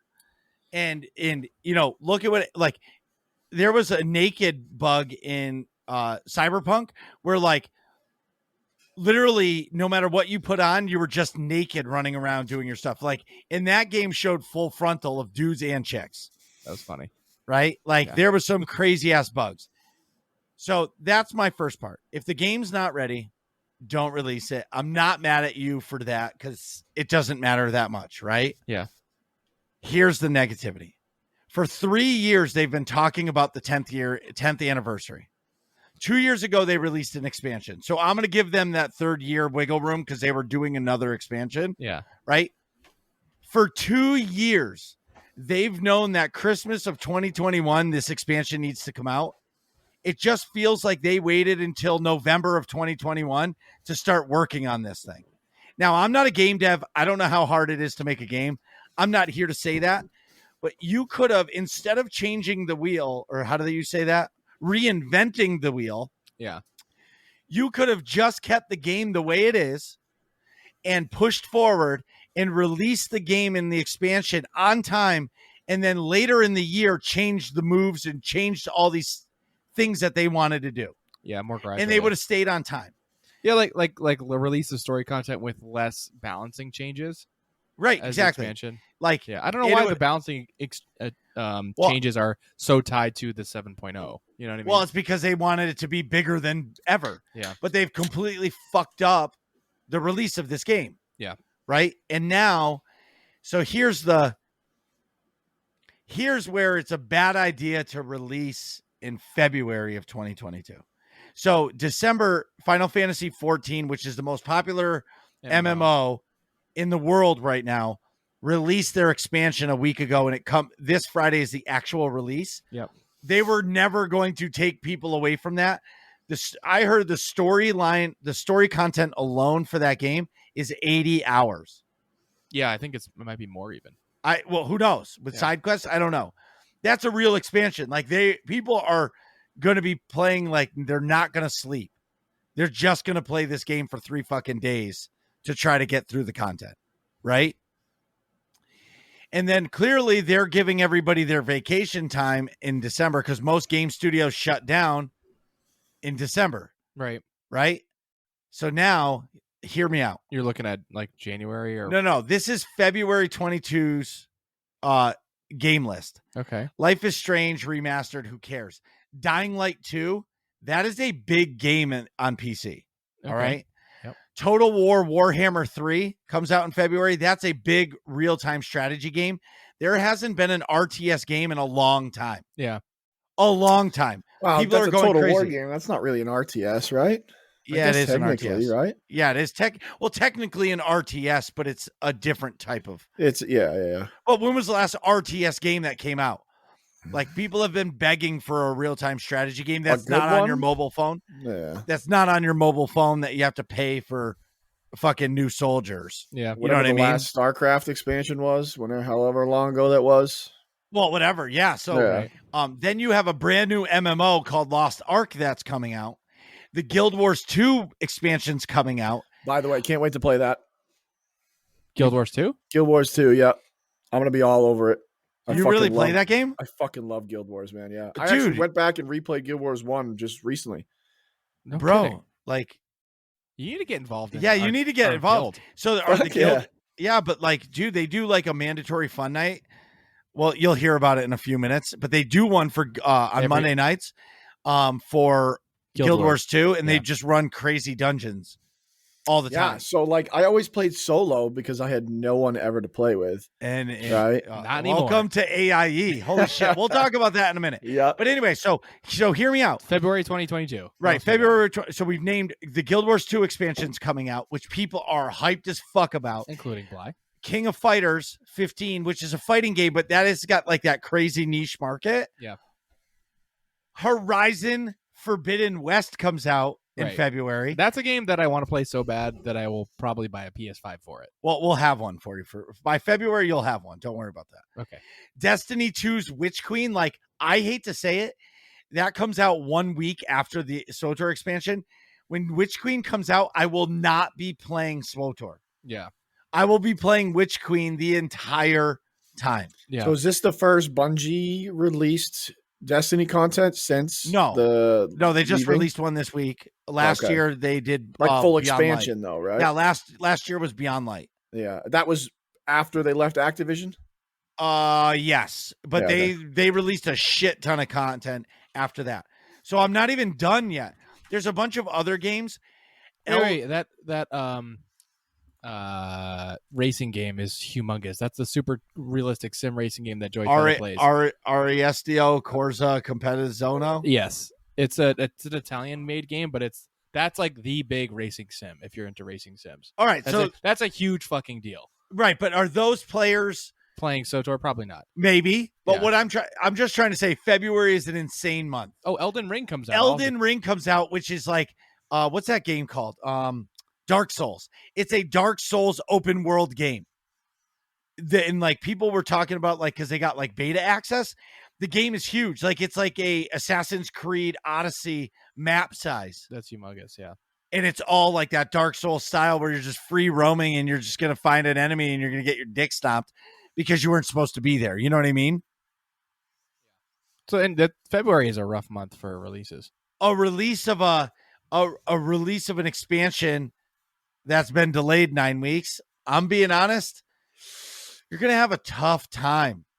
Yeah, that's rough. And then the last thing I want to mention about games releasing, Rockstar's releasing their PlayStation 5 and Xbox Series X Grand Theft Auto 5 in March.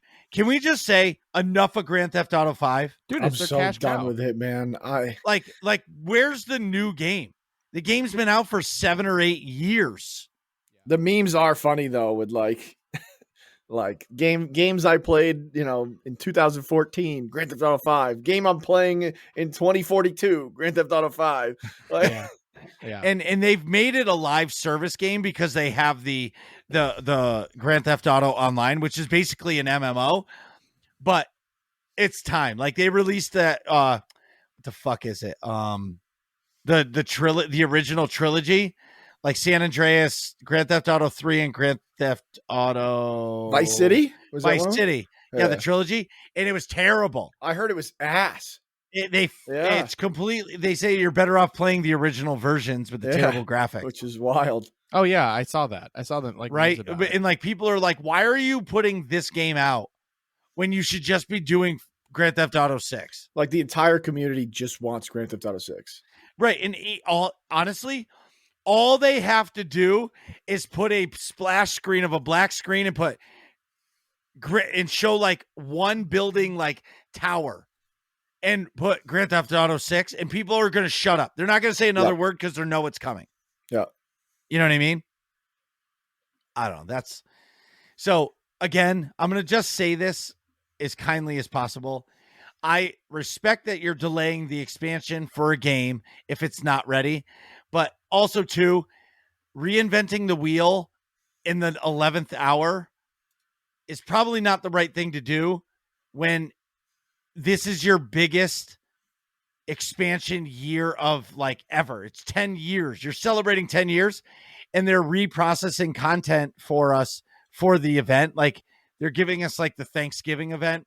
Like, hey, we're going to do this again. Like, it's not what we want. Yeah. And again, but here's my final thought. So they're releasing this content on February 15th, right? Yep. They're going to wait 2 months to release the raid, which that's what? March, April now. So now you're in month 4 of 2022. So for 4 months, like it's already 2 or 3 months behind their content cycle for the year. So the content cycle by the end of the year is going to be where they were like, this is going to be the biggest release year of ever. We're just going to constantly be doing content. I don't see how they do it. Yeah. Because their team is clearly small and it's okay.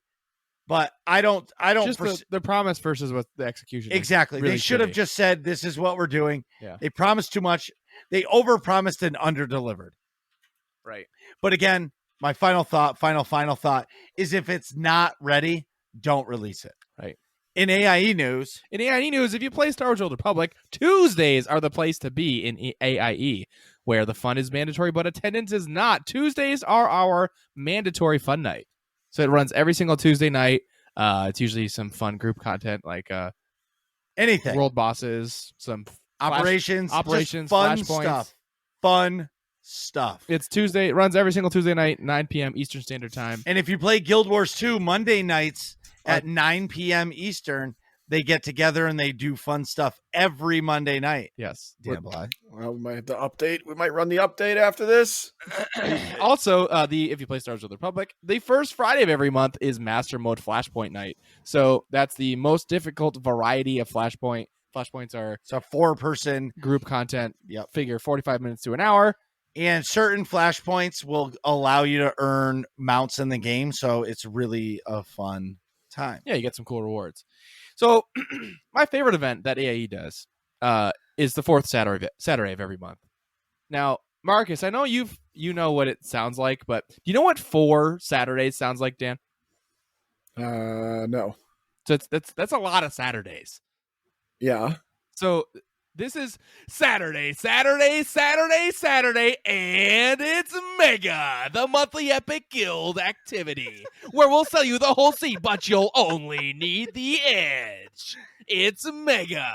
It does not get old. So what are we doing for Mega? So this month's Mega will be holiday themed. It's right around. We'll probably do it in between New Year's and Christmas. It's going to be really fun. It'll be super mellow because everybody does super fun things with their fam. And if all this sounds fun to you, go to aie-guild.org.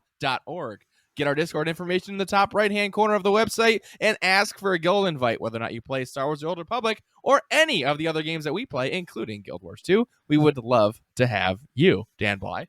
I've never played Star Wars, The Old Republic. Never. If you like Star Wars, it's rather fun. I fucking do like Star Wars. I don't know why I haven't played yet. It's free to play, buddy.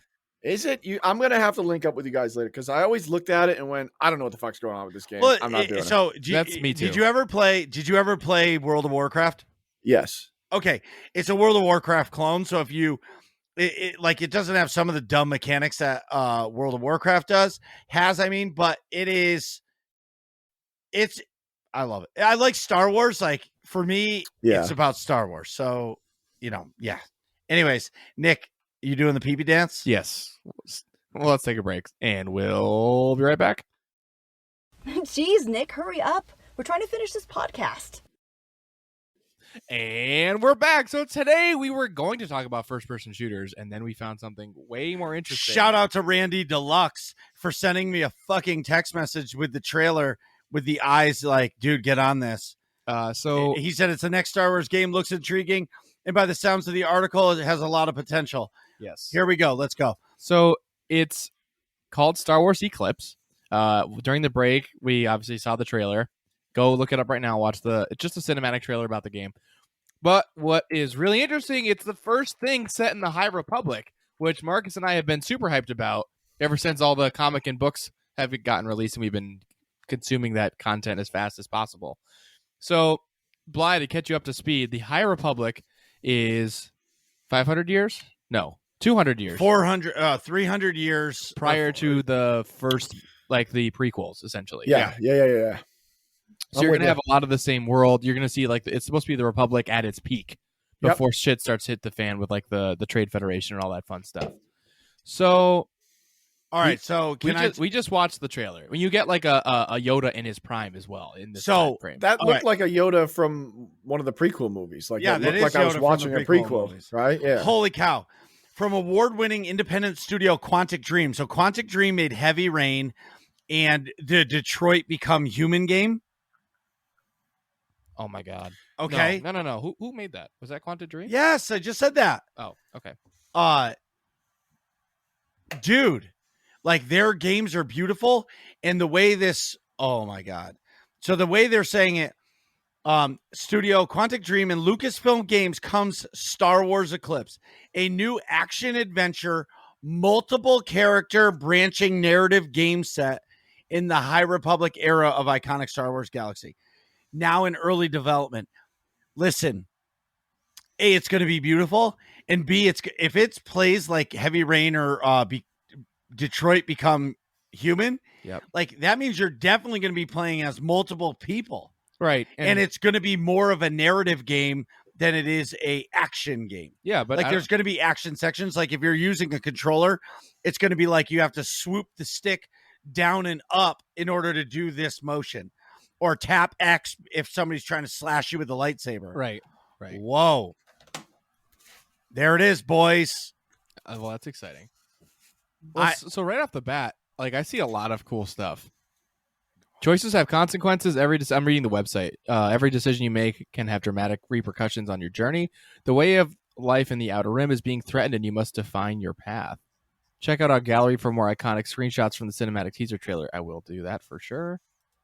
Well, it also says composed an original Star Wars story with all new characters and environments. You have the power to make choices with consequences thanks to many outcomes in this deeply branching narrative. It's going to play like Detroit Become Human. Yeah, that's so awesome. Whoa. Did you play Detroit Become Human, Bly? I did not. No, it always was one of those games that kind of like intrigued me, but Yeah. I didn't know if I would like. I played what I mean? We went to the first year Marcus and I went to PAX. That was together. That was the big showcase game, and so we played like the beta there at PAX. Yeah, which was cool, or like the demo. But it's really that studio always makes like Detroit was absolutely beautiful back then on the PS. Did you play it? PS4? Me? Yeah, I played. Yeah, I played it like later. The whole Detroit Become Human. Yeah. Oh, all right. It was. I didn't play it right when it launched, but I played it like after the fact. All right. I was gonna say because you should play that on stream. Yeah. Now I think. Oh my god. We'll see. That's a good game to play on stream because it's not that long. Oh, I don't know. Like I wouldn't finish it in one stream, but I could do that in like under 2 months. You know. Yeah. Wow. Oh my god. Grab digital goodies from Star Wars Eclipse. Download the fan kit. Oh my god. So, all right. So immediately until I started reading it, I thought they showed like starfighters and like, okay, is this the next MMO? Right. That's immediately my thoughts because it showed like military troops. It showed Jedi. It showed some weird people with funky lightsabers. Like there's a yellow lightsaber and a blue lightsaber and a green lightsaber in this. And it's definitely not the Dren gear. No, it's not the Dren gear. It's not. I don't know. There's these people that are like banging drums and resurrecting somebody at the end of the trailer, and I don't know who it is. And it's a different species than I'm used to seeing. Also, all of the tech, like the tech in this, looks familiar but not familiar, and it definitely shows Naboo. It shows Coruscant, and I think it's probably 3 or 4 more other planets. It shows like a protocol droid. Looks like Tatooine. Yep, it could be Tatooine for sure. Well, I feel like all Star Wars games are going to go to familiar places. Like here's Tatooine. Yeah. I wonder if this ties in with like the Trade Federation, like separatists, and like maybe the roots of that conflict, because it shows a lot of the that species that like the Viceroy people were. Yeah, they zoom in right on his face. Right. Wow. And they show a lot of those like battle stations. Right. Right. And they show that ship type with all the droids later. Yeah. That like circular or like with the almost ball in the middle, circular. yeah. that ship type, and then most of the starfighters didn't look explicitly familiar. Those are all mostly new looking designs to me anyway. But what I want to know is like there's like new looking species. So there's like the tribal guys banging the drums that resurrect somebody. I don't know what that species is. There's a green species of people that are like soldiers with like the black and red. Are you looking at the media section, Bly, of the website? I'm literally just rewatching the trailer and kind of pausing it as I go. Yeah, well, that works too. But the that's actually, it has captions too on the photos. A soldier leads an army. So there's like armies, but I don't recognize like the insignia on them. I don't recognize their armor style, and the species looks new too. And they look like they're all the same species with like super chiseled faces, and they're all green. They're like the only all green species I know of is like Twi'leks, but these guys don't have the tendrils. So it's like a mercenary species, maybe. This looks really interesting. I love any new Star Wars content, and I obviously, for sure, if you listen to the podcast, you know I super duper love the High Republic stuff. We've been listening to like the books as they come out on audio book, but I'm fascinated. This is awesome. I want to know who those people are that resurrect somebody. I mean, it might not be a resurrection either. I mean, like, what are they? Could be healing somebody. It's just like Right. some sort of ritual. Yeah, baptism. You know what I mean? Yeah, right. Or that could be the next Sith Lord. Right. That's the Or big like, baddie. Yeah. Because don't forget, in the High Republic books, as far as I've gotten, Yeah. I have not, because I don't think there's been another one since. Since in the dark. What was it? Yeah, I don't know. I'll have to look. The one we tried to record with Kitty and it got screwed up. Right. Into the Is it Into the Dark?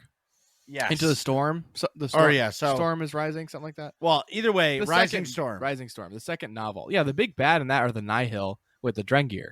So like the Nihil are like almost like Vikings essentially, Bly. Like space Viking. That's really not doing him justice. It's cool. You should listen to it. And the Drengir are like sentient plants that you can't kill. Like if there's any piece of them left, they still survive and like come after you. They're like plant creatures that have like poison too. They're nasty. You're really painting a picture.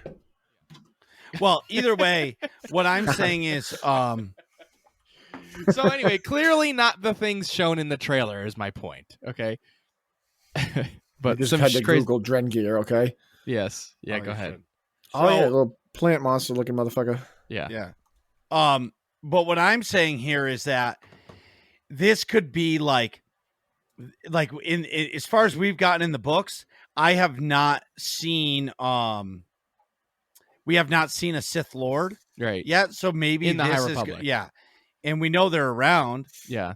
Well, in theory, anyway. Well, no, they're definitely around. Bane's. What's his name? Pre-Palpatine. Darth Plagueis is around in this time frame. Well, I don't know if during this time he is, because this could be 299 years away from that. You know what I mean? Yeah. Like you don't know where this is. But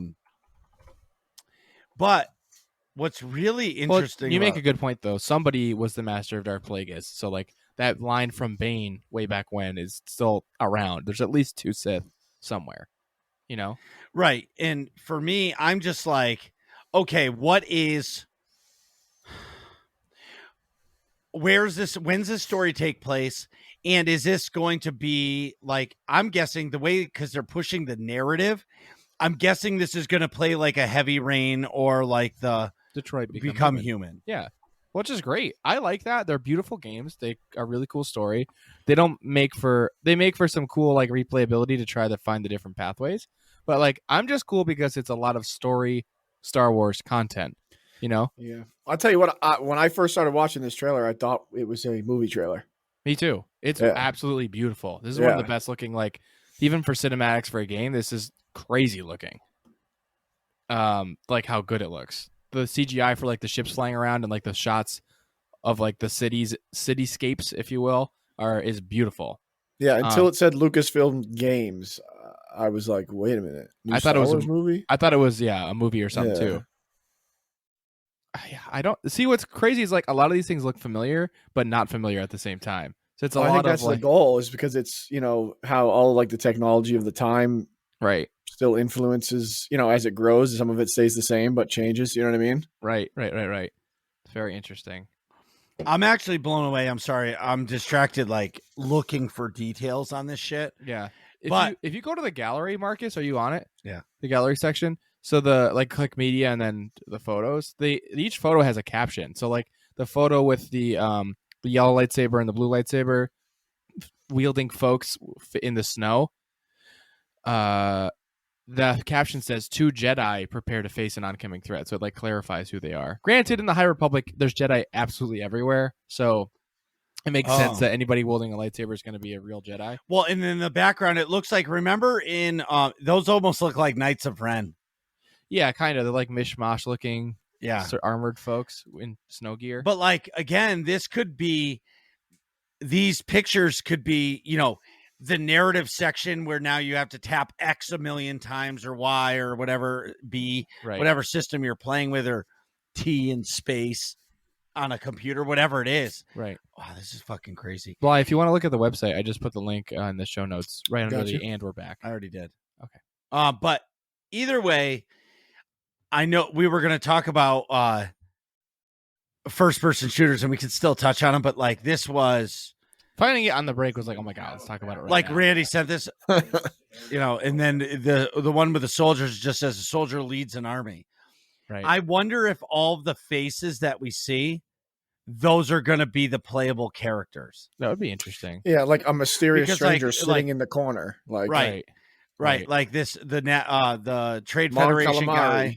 Yeah, this guy that was banging on the drum, the soldier, the droid, the Cad Bane looking guy, probably the Yoda guy, the Mon Cal. Where's the Yoda guy? Yoda? Oh, In the literally Jedi Yoda. Temple. Yeah. Yeah. There's only one Yoda Well, No, right. it literally says Yoda stands in an empty Jedi Council room. looking out the window. Right. Yeah. And then there's the Mon Cal. You know what I mean? Right. Like these could be the playable characters. That would be cool. Wow. That's crazy. I really want to know who the heck is like coming out of the dark goop there at the end. It's a Sith Lord. Well, They have to introduce some kind of evil right. that's not Martian Rowe. It would be cool to see Martian Rowe in this, though. You might see it Martian Rowe's the leader of the Nihil. Those set in the High Republic. set in the High Republic. Wow. Oh, hey, real quick, I just noticed if you go to the photo, it's like largely water, and it's the starships with the purple afterburners. Yeah. So the logo on the building is the same logo as on the chest plates of the armor of the army guys. So maybe that's like you're their right. home base. It is, yeah.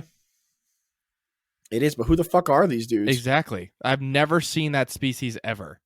And they're maybe it's like a mercenary army. Well, So are these dudes, the army dudes, are they the same guys in the drummers? No, Or just without gear on? I don't think so. Because these guys have noses and the drummers don't have noses. Let me take a look. Oh, you're right. You're right. You're right. But they do have similarly alien looking features. wow. This is. We don't have a whole lot to go on here, but Well, no, but like, it's worth addressing though for sure. yeah. It's just cool. Well, I These think dudes. Do you guys follow 40K at all, Warhammer? no. Not a whole lot. No. Okay. Well, the look like drummers Warhammer? look like one of the races from 40K, the Tau. Like exactly. It's actually pretty uncanny. Let me see. How do you spell it? TAO? TAU. Warhammer. Tau Warhammer. Ooh. I'm dropping shit. Okay. Let's see. Images. This is not very riveting content, I realize. Yeah, that's- Yeah, but it's actually not. I'm just like this new Star Wars game. I guess for me, my immediate mindset of the game, this trailer was like new MMO. Yeah.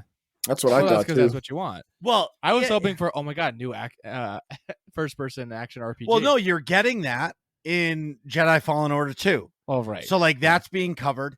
Yeah. Ooh, I actually, as soon as I saw this, I thought Ubisoft. I Yeah. immediately thought the Ubisoft game that is going to be Oh, because we know about that, right? right. That it's going to be a live action game. Yeah. So, yeah. I just can't believe how great this game looks. Well, I know it's all cinematic. and Cinematic stuff. trailer. You know, a lot of Yeah, cinematic yeah, trailers look good and can fool you. I'm tired of being fooled by these cinematic trailers, but yeah, it's Star Wars, so it's like Yeah. kind of gets you, you know. Right. Yeah. All right. Well, do you want to transition to some shooty things, Marcus? Yeah, whatever. Are you ready for this? He's Marcus, "No, I don't motherfucker." care. I don't give a fuck. My podcast needs are fulfilled. I'm done for the day. Oh, well, I'm always good to talk about stuff. I just am like, this is just huge news, and I'm posting it in the Discord right okay, now. good. You know what I mean? Like, Yes. this is a big fucking to do. Yeah. Anyway, So we talked a whole lot about Halo already. Everybody enjoys it. We talked a lot about we touched on Valorant, but I think folks are like familiar with Valorant more or less. Been out for quite a while. Do you like the new Call of Duty? I do and I don't. I want to like it. Yeah. I want to like it. I love World War II era themed any games, like anything. But I've only played a few hours because I just don't think it's that good. Yeah. I played the beta, I think, with all of you from the paintball team. Yeah. It was terrible. Yes, I agree. I felt like I was playing, Call of Duty Modern Warfare, not Modern Warfare, Call of Duty 1. Like it just didn't feel by the right. way, great game. Great game. Right, but it didn't for 2005. Yeah, but it didn't feel like a Call of Duty game to me. Yeah. I felt like the maps weren't fleshed out. I feel like the guns didn't look right. Now they probably feel right. Like the game, I'll say like the multiplayer is the maps. I don't like any of the maps. Just about. I don't like the campaign was also clunky, but like you're not really buying it for the campaign. But it's like them phoning it in is so blatantly evident. Versus like you got to always compare it to the previous two, right? Modern Warfare's campaign is great for a Call of Duty game. And that game was actually solid. Like it was very solid. Like the mechanics of it was really solid. Yes, that's not my favorite style of mechanics. I definitely prefer the Black Ops style, and I know you don't. Which I hate. Yeah, yes. I can't stand the Black Ops engine. I would prefer to play on the Modern Warfare engine. And I'm the complete opposite. Black Ops 2 is the best Call of Duty game ever made. See, I'm a old school Call of Duty guy. So Call of Duty 2 is in my opinion the best game that they've ever made. Oh, yeah, but World War II one. Yes. Yeah, but see, but Call of Duty, to me, okay, so that might be the best game, but Call of Duty isn't about the campaign anymore. It's about the multiplayer. No, it hasn't Call been of Duty 2 multiplayer in years. Oh, Call of Duty 2 multiplayer. I played that. I mean, I was 2,000 wait, hours. when you guys call Call of Duty 2, what is that? Literally, it's like the second Call of Duty 2 Call of Duty. It had multiplayer. Yeah, they revamped it for the Xbox 360, and it was. PC, Modern Warfare was the first one. See, Modern Warfare killed Call of Duty for me. Hold on. No, I was playing full league tournaments, everything in Call of Duty 2. Yes, on the PlayStation 2. No, on PC. Oh, it was released on PC first. Yeah, and then they ended up porting it over to. Oh no, hold on. I gotta find the whole list of Call of Duty games. Or Marcus, you can while we're chatting. But... Well, no, I'm looking. I remember this game. Yeah, there was a World War II one, and I think it was the same studio that went and made World at War after. Yes, it is the last game that didn't have streaks. Yes. Yeah. I hated streaks. I still to this day I think it's fucking stupid. Modern Warfare changed the landscape for all first person shooters. Yeah, all of it. And I would say so. You know what I mean? Fairly revolutionary, right? Correct. And throw it like remember Martyrdom, where you would die and you would leave a grenade on the ground, and if you weren't smart enough to do it, like fucking blow people up. Exactly. Like Modern Warfare Last Chance too. Yes. Yeah. You'd die but not die. You have a pistol. Yeah. Well, that's what I'm saying. Like, it revolutionized first-person shooters. Yeah. And I'm not saying Call of Duty 2 wasn't good or anything. I mean, like, Modern Warfare 2 is still, people still say is the best. But for me, like, Call of Duty, like, having the two studios, I think in the long term hurt them because it almost, like, splits your population. Yeah. Well, 3 studios now, which is the point. It's so stupid. I feel like Call of Duty needs to make a live service game because their games still look like they're from 2012. So I guess Warzone is kind of their live service version. Yeah, I mean it's spanning over 3 games now. You know what I mean? Yeah, but they just finally, so 3 games, 3 years, and they just came out with a new map. They've needed a new map for 3 years, I agree and with they that. just released a new one. You know what I mean? What they really needed was a goddamn anti-cheat. Right. Okay, And that's a whole nother topic, but well, no, let's get into that. You can't stop cheating anymore. There's so many but you bots. can slow it down. Well, no, you can't, because you can install a silent bot on your computer that will make you better.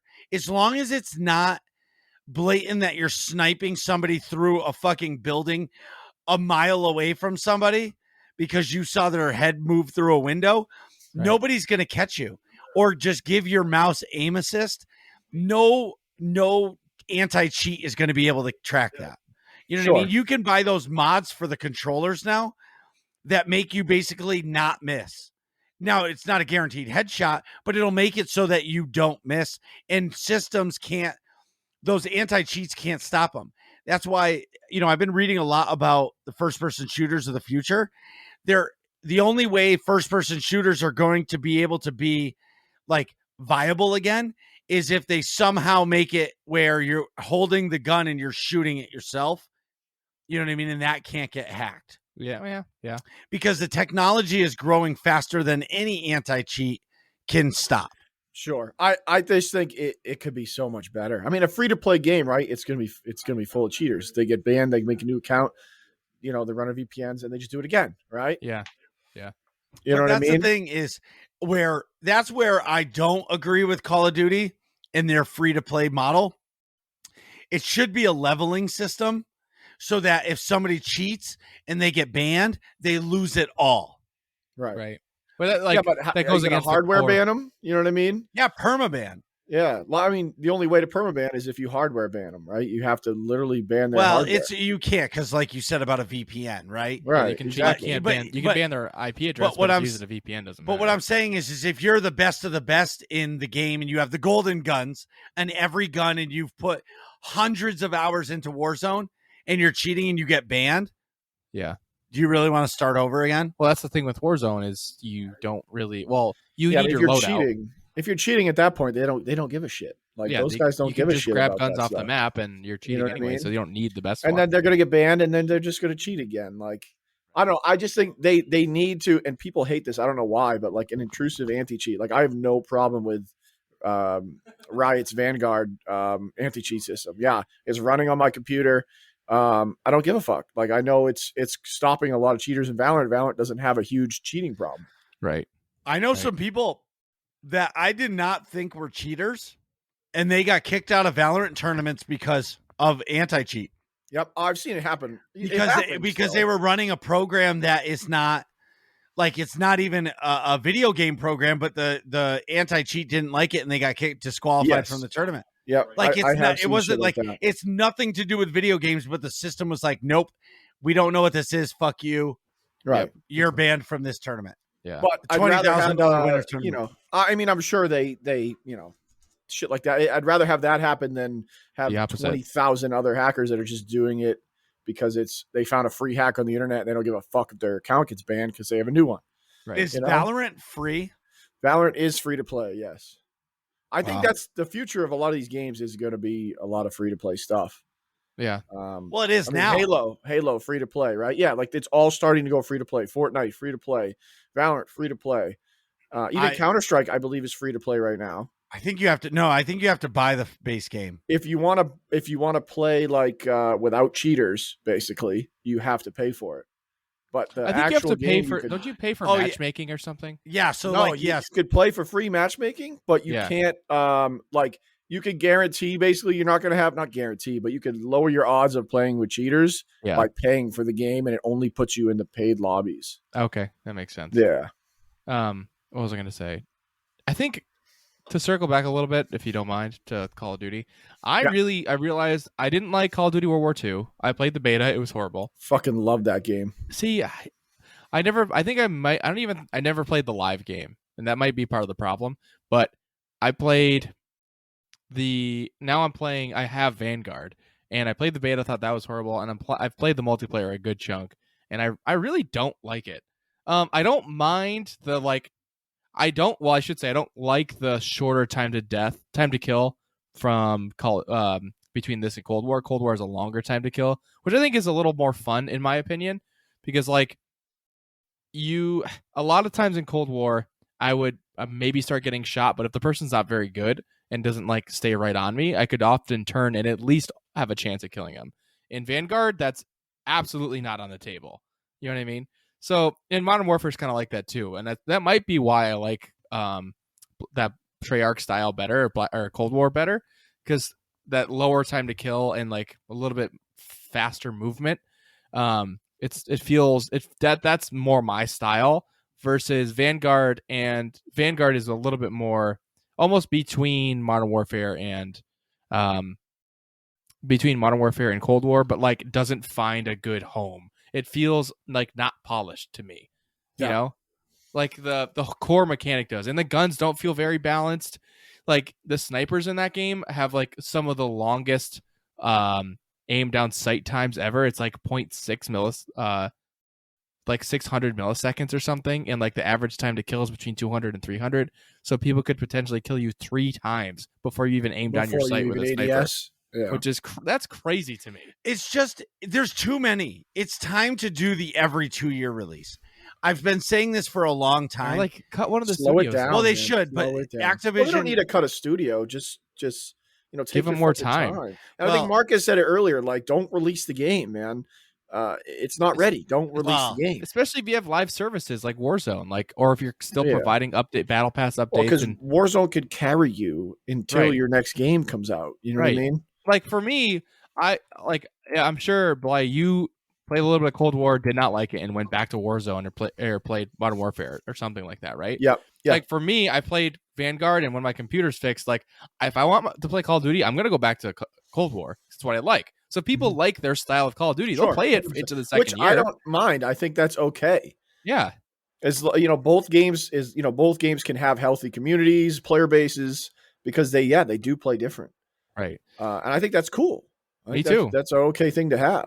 Totally support it. Maybe like maybe that's their game plan is like, yeah, these communities are gonna just keep playing the game that they like, and we'll just keep pumping them out. Release another one. So if they release one every 2 years, that means you're stuck with Modern Warfare for now you're going 4 years potentially between your favorite flavor, right? Versus 2 years, 3 years, yeah. Which would kind of suck, I think what I really like about when Modern Warfare came out, obviously it was one of the first games that had crossplay, like big developer games that had crossplay, which I thought was so cool, man. Because I play on PC, right? So I have all my PC buddies who play, but like now all my friends who are playing on Xbox and PlayStation, like we could all play together. Exactly. And I love that, and I love that it's a thing now. You know what I mean? Yeah, I remember jumping right into that, being like, this is perfect.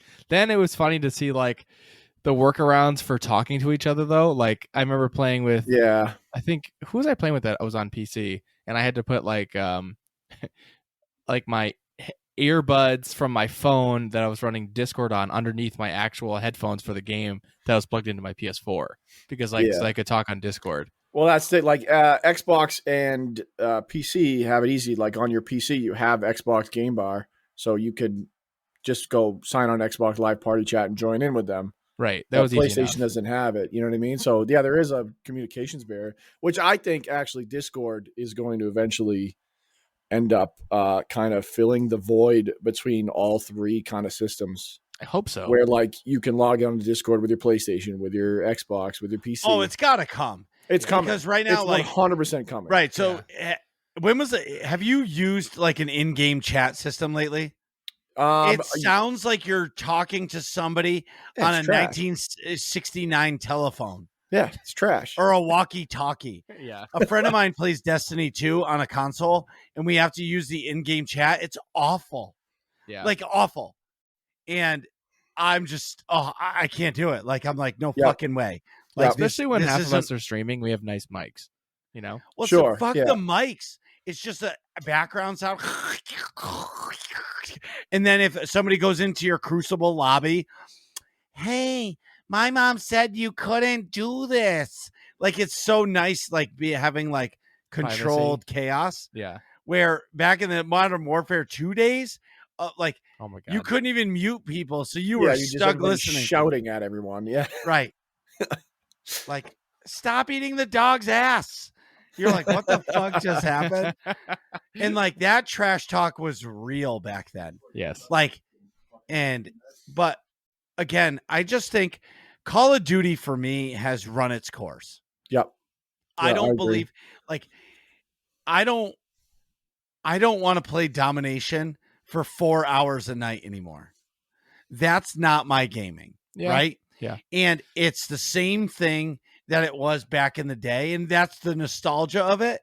But at the same time, it's like, if they did like a little, I'm going to say MMO style, like Destiny, where like, even if it was just PvP, like the multiplayer, at least like there's things to do. I don't know. I just feel like in Call of Duty, like it's the same perks. It's the same gun upgrades. It's the same game, man. It's the same game It's the over same and game. over and over. And like, I'm not doing the ranked leagues in it. So I've just lost, it's lost its. Yeah, it lost its. Yeah. I mean, the problem is people are buying them. So Well, of course, Right. well, nothing is changing until they stop buying them. People stop shout buying out to them. Dad Life. He buys it every year because he's been playing it since Modern Warfare 2 with the same 4 guys. Yeah. Yep. So when it comes out, they all buy the new one and they play it for a year. And when the next one comes out, they buy it and they play it for a year. Which is You know what I fine. mean? It's okay to like the game. You Of know what I course mean? it is. It's absolutely fine to like the game. I just wish they would do more. But what really drives me crazy, because I'm a graphical whore, is like the graphics are terrible. Like terrible. Sure, the cutscenes look great, Yeah. but the game still looks like it did back in Modern Warfare 2 So or Black Ops 1. The Call of Duty World War II that Nick said he didn't like, the campaign, that's the last campaign I actually like really enjoyed. That thing was fucking visually epic. It was awesome. Oh yeah. Like, that campaign was sick. Are you talking about World at War? No, World No, War no, II. World I've War never II. played that one. Yeah, the campaign in that game is 100% worth playing. It's beautiful. It's like the story is really good. I actually really meant to play that campaign, just to buy the game to play the campaign. Like visually, it's like perfect. Yeah.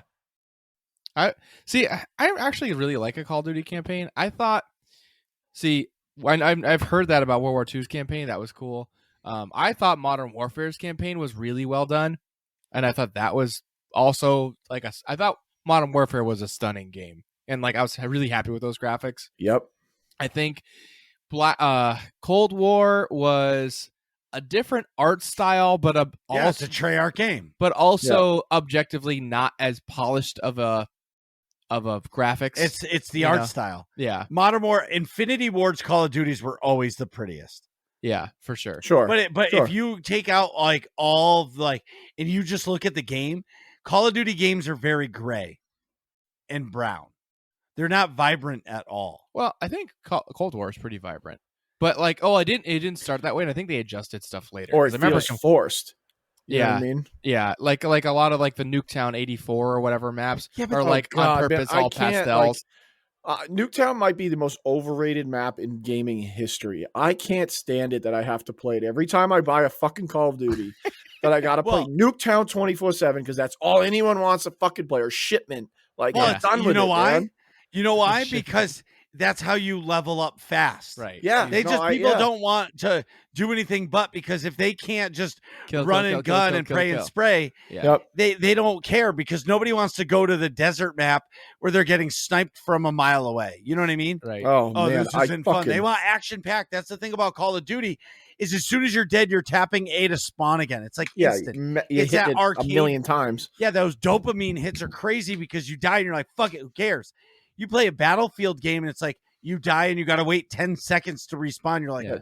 10 why is seconds this is a fucking eternity. like, you're like, Yeah. why is this taking so long to fucking spawn? Yeah. No, I don't want a squad spawn. Fuck, I'm all the way across the map and there's no vehicles here for me to take. Yeah. And you end up running across the map for a mile and a half. And then you get there and you get sniped by some guy watching this fucking idiot run across the map. Right. So, like, for action wise, Call of Duty is the best shooter, period. Because as soon as you die, you can respawn. Sure. I'm talking about regular multiplayer. Yeah. It's Battle mindless. Yeah, Battle Royale for me is not, I don't care. Like, that's not my style of game. Yeah, I No, getcha. I mean, I really enjoyed Warzone a lot when it came out and for a while, but it's just the whole genre is so stale to me now. Yeah. Well, it's because they're not doing anything new. Right. They're just playing the same old game that they've been playing since 2006 or 7, whenever Modern Warfare came out. You know what I mean? Yeah. Nothing's really changed. Where other games, like, look at Apex Legends. That game is a battle royale, but they have characters who have their own special moves that benefit you. But other than that, it's the same game all the time. Valorant's totally different too. Right. Like Apex Legends, though, like by far the best movement system. The movement in that game is so smooth, man. Yeah. Like, Right. It's insane. Apex is a great game too. I haven't played Apex in a while, but we used to grind. We grind that up to Predator, the highest rank. You know, when it came out. Like, that game is pretty good. Apex I like. The only thing I don't like about Apex is the clips on the guns are purposely too small. Yes, correct. So, like, you have to reload or switch guns in order to kill somebody if they haven't been damaged. Or you have the upgraded mag, so it's like right, kind of exactly. RNG. Yes. And like, for me, that was a big selling point. Like, I don't like a mag to be too small, but the game's amazing. Yeah. I mean, there's so many first person shooters, but then when you look at, like, okay, I'm curious on like Halo. So Halo releases their campaign for free. I mean, multiplayer for free. And because and they changed their campaign style. Well, right. But like, I was going to buy it, but then they released the multiplayer and I'm like, I don't know if I want to spend $60 for a Halo campaign. Because that's all you're paying for. Correct. Yeah. Yes, but that's all you're paying for. I mean, I bought it. Again, I'm a fucking huge Halo nerd. So like, sure. Yeah. You know, I read all the books, blah, blah, blah, all the shit. Right. And so I'm buying that, but you're right, man. Half the people, like, I feel like that's a wasted opportunity. I don't know. I mean, apparently the free-to-play model is just making too much money. Yeah. Well, of course it does. Must be. Well, look at Fortnite is from not me. I fucking think that game is dumb as shit. That game is trash. Yes, trash. But where they won is that they gave you the game for free, but then they made fucking outfits, and you can pay $1 for this outfit, and every kid goes, "Mom, can I have $1 on your credit card?" Sure. Why? I need a skin. What's a skin? It's an outfit for my character. Parents are like, "Oh, that's great." But then when they realize that they go to use their credit card, minimum $10 purchase. Yes. So they have to put $10 in the bank. And now if every kid, millions of kids do that, they're fucking making billions of dollars in 5 years. Right. And all the licensing that Fortnite does. I mean, you have like all of the Marvel characters in the game, even Halo. Like, you could play as Master Chief skinned, Kratos from God of War. Yeah, like they have all of these licensed things where they are just making a ton of fucking money on it. And here's the other thing: you think they're paying for that license, or do you think those companies are like, "Hey, we want to make millions. Put my character in there." Like, that's a good question. Right? You can now. Spider-Man is in Fortnite, and you can web swing in Fortnite, right? Oh, just convenient that. Hey, guess what? Spider-Man is coming out in theaters next week. Right. Well, and then how about this? How about they dropped? Okay, they didn't do a trailer. They dropped that the fucking Emperor was back for Star Wars in Fortnite. Right. That's bizarre. Is that how that worked? Yes. Did that happen? The Emperor's like radio message that's alluded to in the opening crawl is only released in Fortnite. That's it. On like over a couple days, like when you load into a people Fortnite. Figured that shit out before. Yeah, no, it was a marketing thing. Like, hey, go play they did it on Fortnite purpose, this weekend, and when you load into your game, you'll hear the Emperor's message, and it's weird. And like that's like if you look it up, that's the only place where they ever put it. And like we are all the Sith. The fact that they like in between their seasons just straight up shut the game down where you log in and it's just like a black screen. Well, I think that's fucking awesome. I think it's awesome, man. It's genius. It's like we're like on crack. We need to play more. Like right. It also makes it exclusive. Like at the shakes, I gotta play. Right. And Fortnite's back. Let's go. Oh my! Like imagine I'm having withdrawals because I log in and I'm just seeing a black screen. I can't play. But I don't. but I don't understand the game. Like, I understand Me it's neither. hard, but like the whole like Minecraft meets first person shooter meets battle royale is not for me. Yeah. The I building, like my royale with cheese. yeah. The building in it. I mean, I didn't play much Fortnite, but Yeah, like me you see neither. all the clips of like it's funny clips like a guy shoots one bullet in a guy's area, and literally 5 seconds later the guy built a skyscraper. Right. You know what I mean? Yeah. Like, I was like, what's going on here, guys? Like, what the fuck are we doing? Right. It just bizarre. adds another level of complexity to a game.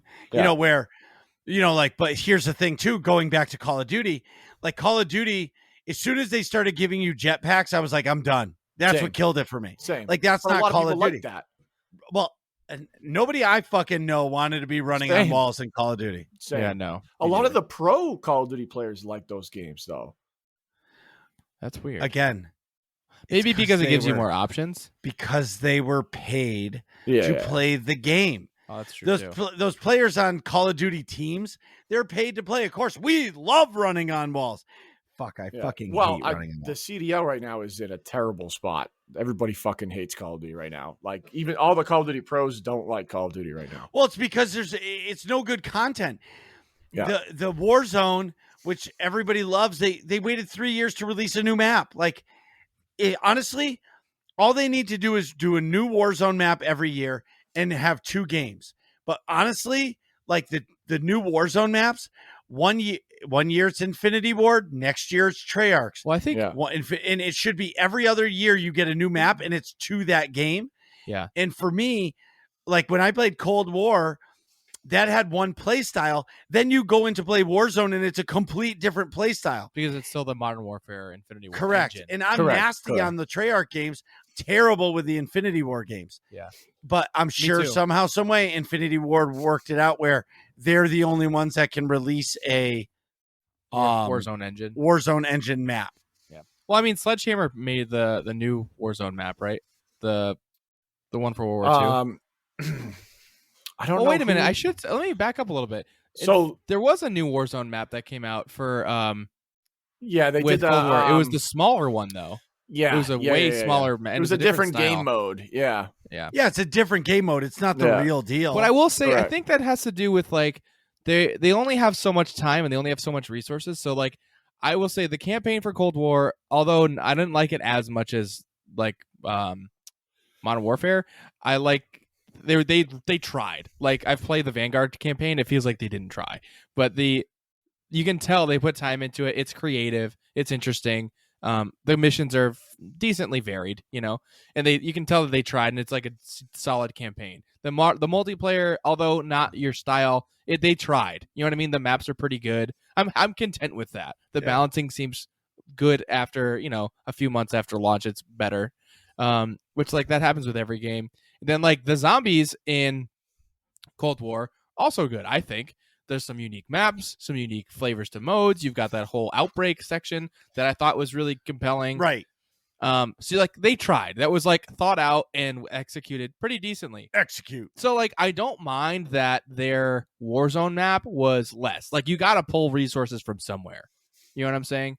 Yeah, no, I do get do it. I want all that? Yes, I think you should. I Yeah. think the best thing would be to have a new map with every single game, a full size Warzone map. But like, I get it. Where like they were saying, no, we want to make the rest of the game good, and I see it in Vanguard now. Like, I think the campaign is not very good. I think the multiplayer is not very good, and the zombies is definitely not as good. I'm going to be honest. So like, I think they were putting a lot of resources into this Warzone map. You know what I mean? Honestly, Well, as they should. It's where the money is. Right. Exactly. Which I get it. Honestly, But you can see how that like balancing of resources occurs. Call of Duty, hey, Activision, stop spending money on campaigns. Nobody gives a fuck about the campaigns anymore. Yeah. Drop Warzone maps and multiplayer. Yeah, but then they It's did not that with worth one of the the money. Black Ops games, and everybody freaked out. Like, you're never Well, it's gonna. because- That's the well, problem. The people yeah, who but love look them are silent, and then when they don't release a campaign, They all freak those out. people freak out. And they don't play it. Yeah. Yeah, Which one didn't have a campaign? 4? it was Yes. Black Ops 4, I believe, but Yeah. that had Blackout. The first, it was basically the test run for Warzone, right? Blackout was the BR. Yes. That Yep. was the test run for Warzone. Oh yeah, it did not have a campaign. You're right. Yeah. Oh yeah, in a new battle royale mode called Blackout. It was which was actually fun to play. Right. But you could tell it was a beta test for Warzone. Yeah, but Right. perfect. But that's it. Practice makes perfect. Yeah, I just think all the first-person shooters that are dedicated first-person shooter games, it's lost its luster for you. Yes. I need some kind of progression system. I get you. Well, there hasn't been any innovation in the genre in so long. Like, well, I mean, I guess BRs is an innovation on a FPS, but but traditional Battlefield first-person innovates shooters every time. Well, Battlefield is the Nintendo of not this first-person shooters. Bullshit. 2042 is terrible. They bit off more than they could chew, but the like the levolution that they do in those games is amazing. And for 2042, yes, it doesn't work the way it was supposed to. It's because it wasn't ready. Yeah, but what I'm saying is like another year and change, probably. Right, but trust me when I tell you, it's going to be great in the end. But yeah, the games, Battlefield is by far the prettiest of all of the first-person shooters, and they always play great. Minus 2042. Yeah, that's the exception. It's just because it wasn't ready. Again, I guess the story of this episode 2042 or 2142. Exactly. 2042 was no 20. There's a Battlefield 2042 is a game. Oh, I meant 2142. Battlefield. Yeah. It was actually fun as hell. Like back in the day, it was like right around Battlefield 2. Yeah. 2042, and then now 2142 just came out. No, 2042 is the same name as the one that just came out. Sorry, right now. 2142 is the old one. Yes. Yeah. Sorry, my fault. No, I get what you're saying though. Yeah. Yeah. Well, thanks, Dan, for coming on the show. Well, thanks for having me, guys. Anytime I'll come back anytime you want me. Hey, wait, before you go, you have to answer an important two good questions. First of all, what's your favorite ice cream flavor? Ice cream flavor? It's either cookie dough, We or get a just lot of cookie dough. or just a classic vanilla guy. Yes. Oh, there it is. Yeah. You're a Marcus man. Yeah. Yeah, I'm a just classic vanilla. But if I'm feeling spicy, we're going with a little cookie dough. Maybe some like Oreo, some like McFlurry bullshit going on. Some texture going in there. Yeah, just a little bit. But I don't like vanilla. the crunchy. I don't like crunchy in my ice cream. Sorry. I get it. It's fair enough. All right, and the last question is who is your favorite Star Wars character? Ooh, that's a good one. Let's see if you guys actually know who this person is. I don't think he knows who he's talking to. I mean, hold on. I want to know the code name for it. Where'd it go? Ah, fuck, I lost it. But it's a clone trooper, Commander Bly, actually. Oh, gee, I wonder why you like him. No. Besides that is kind of cool. Actually, I was thinking about getting a tattoo of his helmet, either on my leg somewhere. That would be cool. I think that's kind of cool. I don't know. Hey, do either of you know though why he's called that? Like what was the reason? do not. I've been trying to find online everywhere. I can't find. I've been on Reddit, like depths of Reddit. I don't know, but why is he called Bly? I could probably figure that out for you. All right, fine. You're on a mission. Find that out. But in seriousness, though, I loved Mace Windu was my favorite. And then as a kid, man, when I saw in theaters with Yoda when he first fought Dooku, right, with the lightsaber, he started freaking out. Yeah. I was a little kid in the theater. I stood up, threw my hands up, fired up. Yeah, I love that. That's such a good memory. That's awesome. Well, thanks for coming on the show. And where can people find you if you'd like to be found? Find me on the Instagram, DBly13.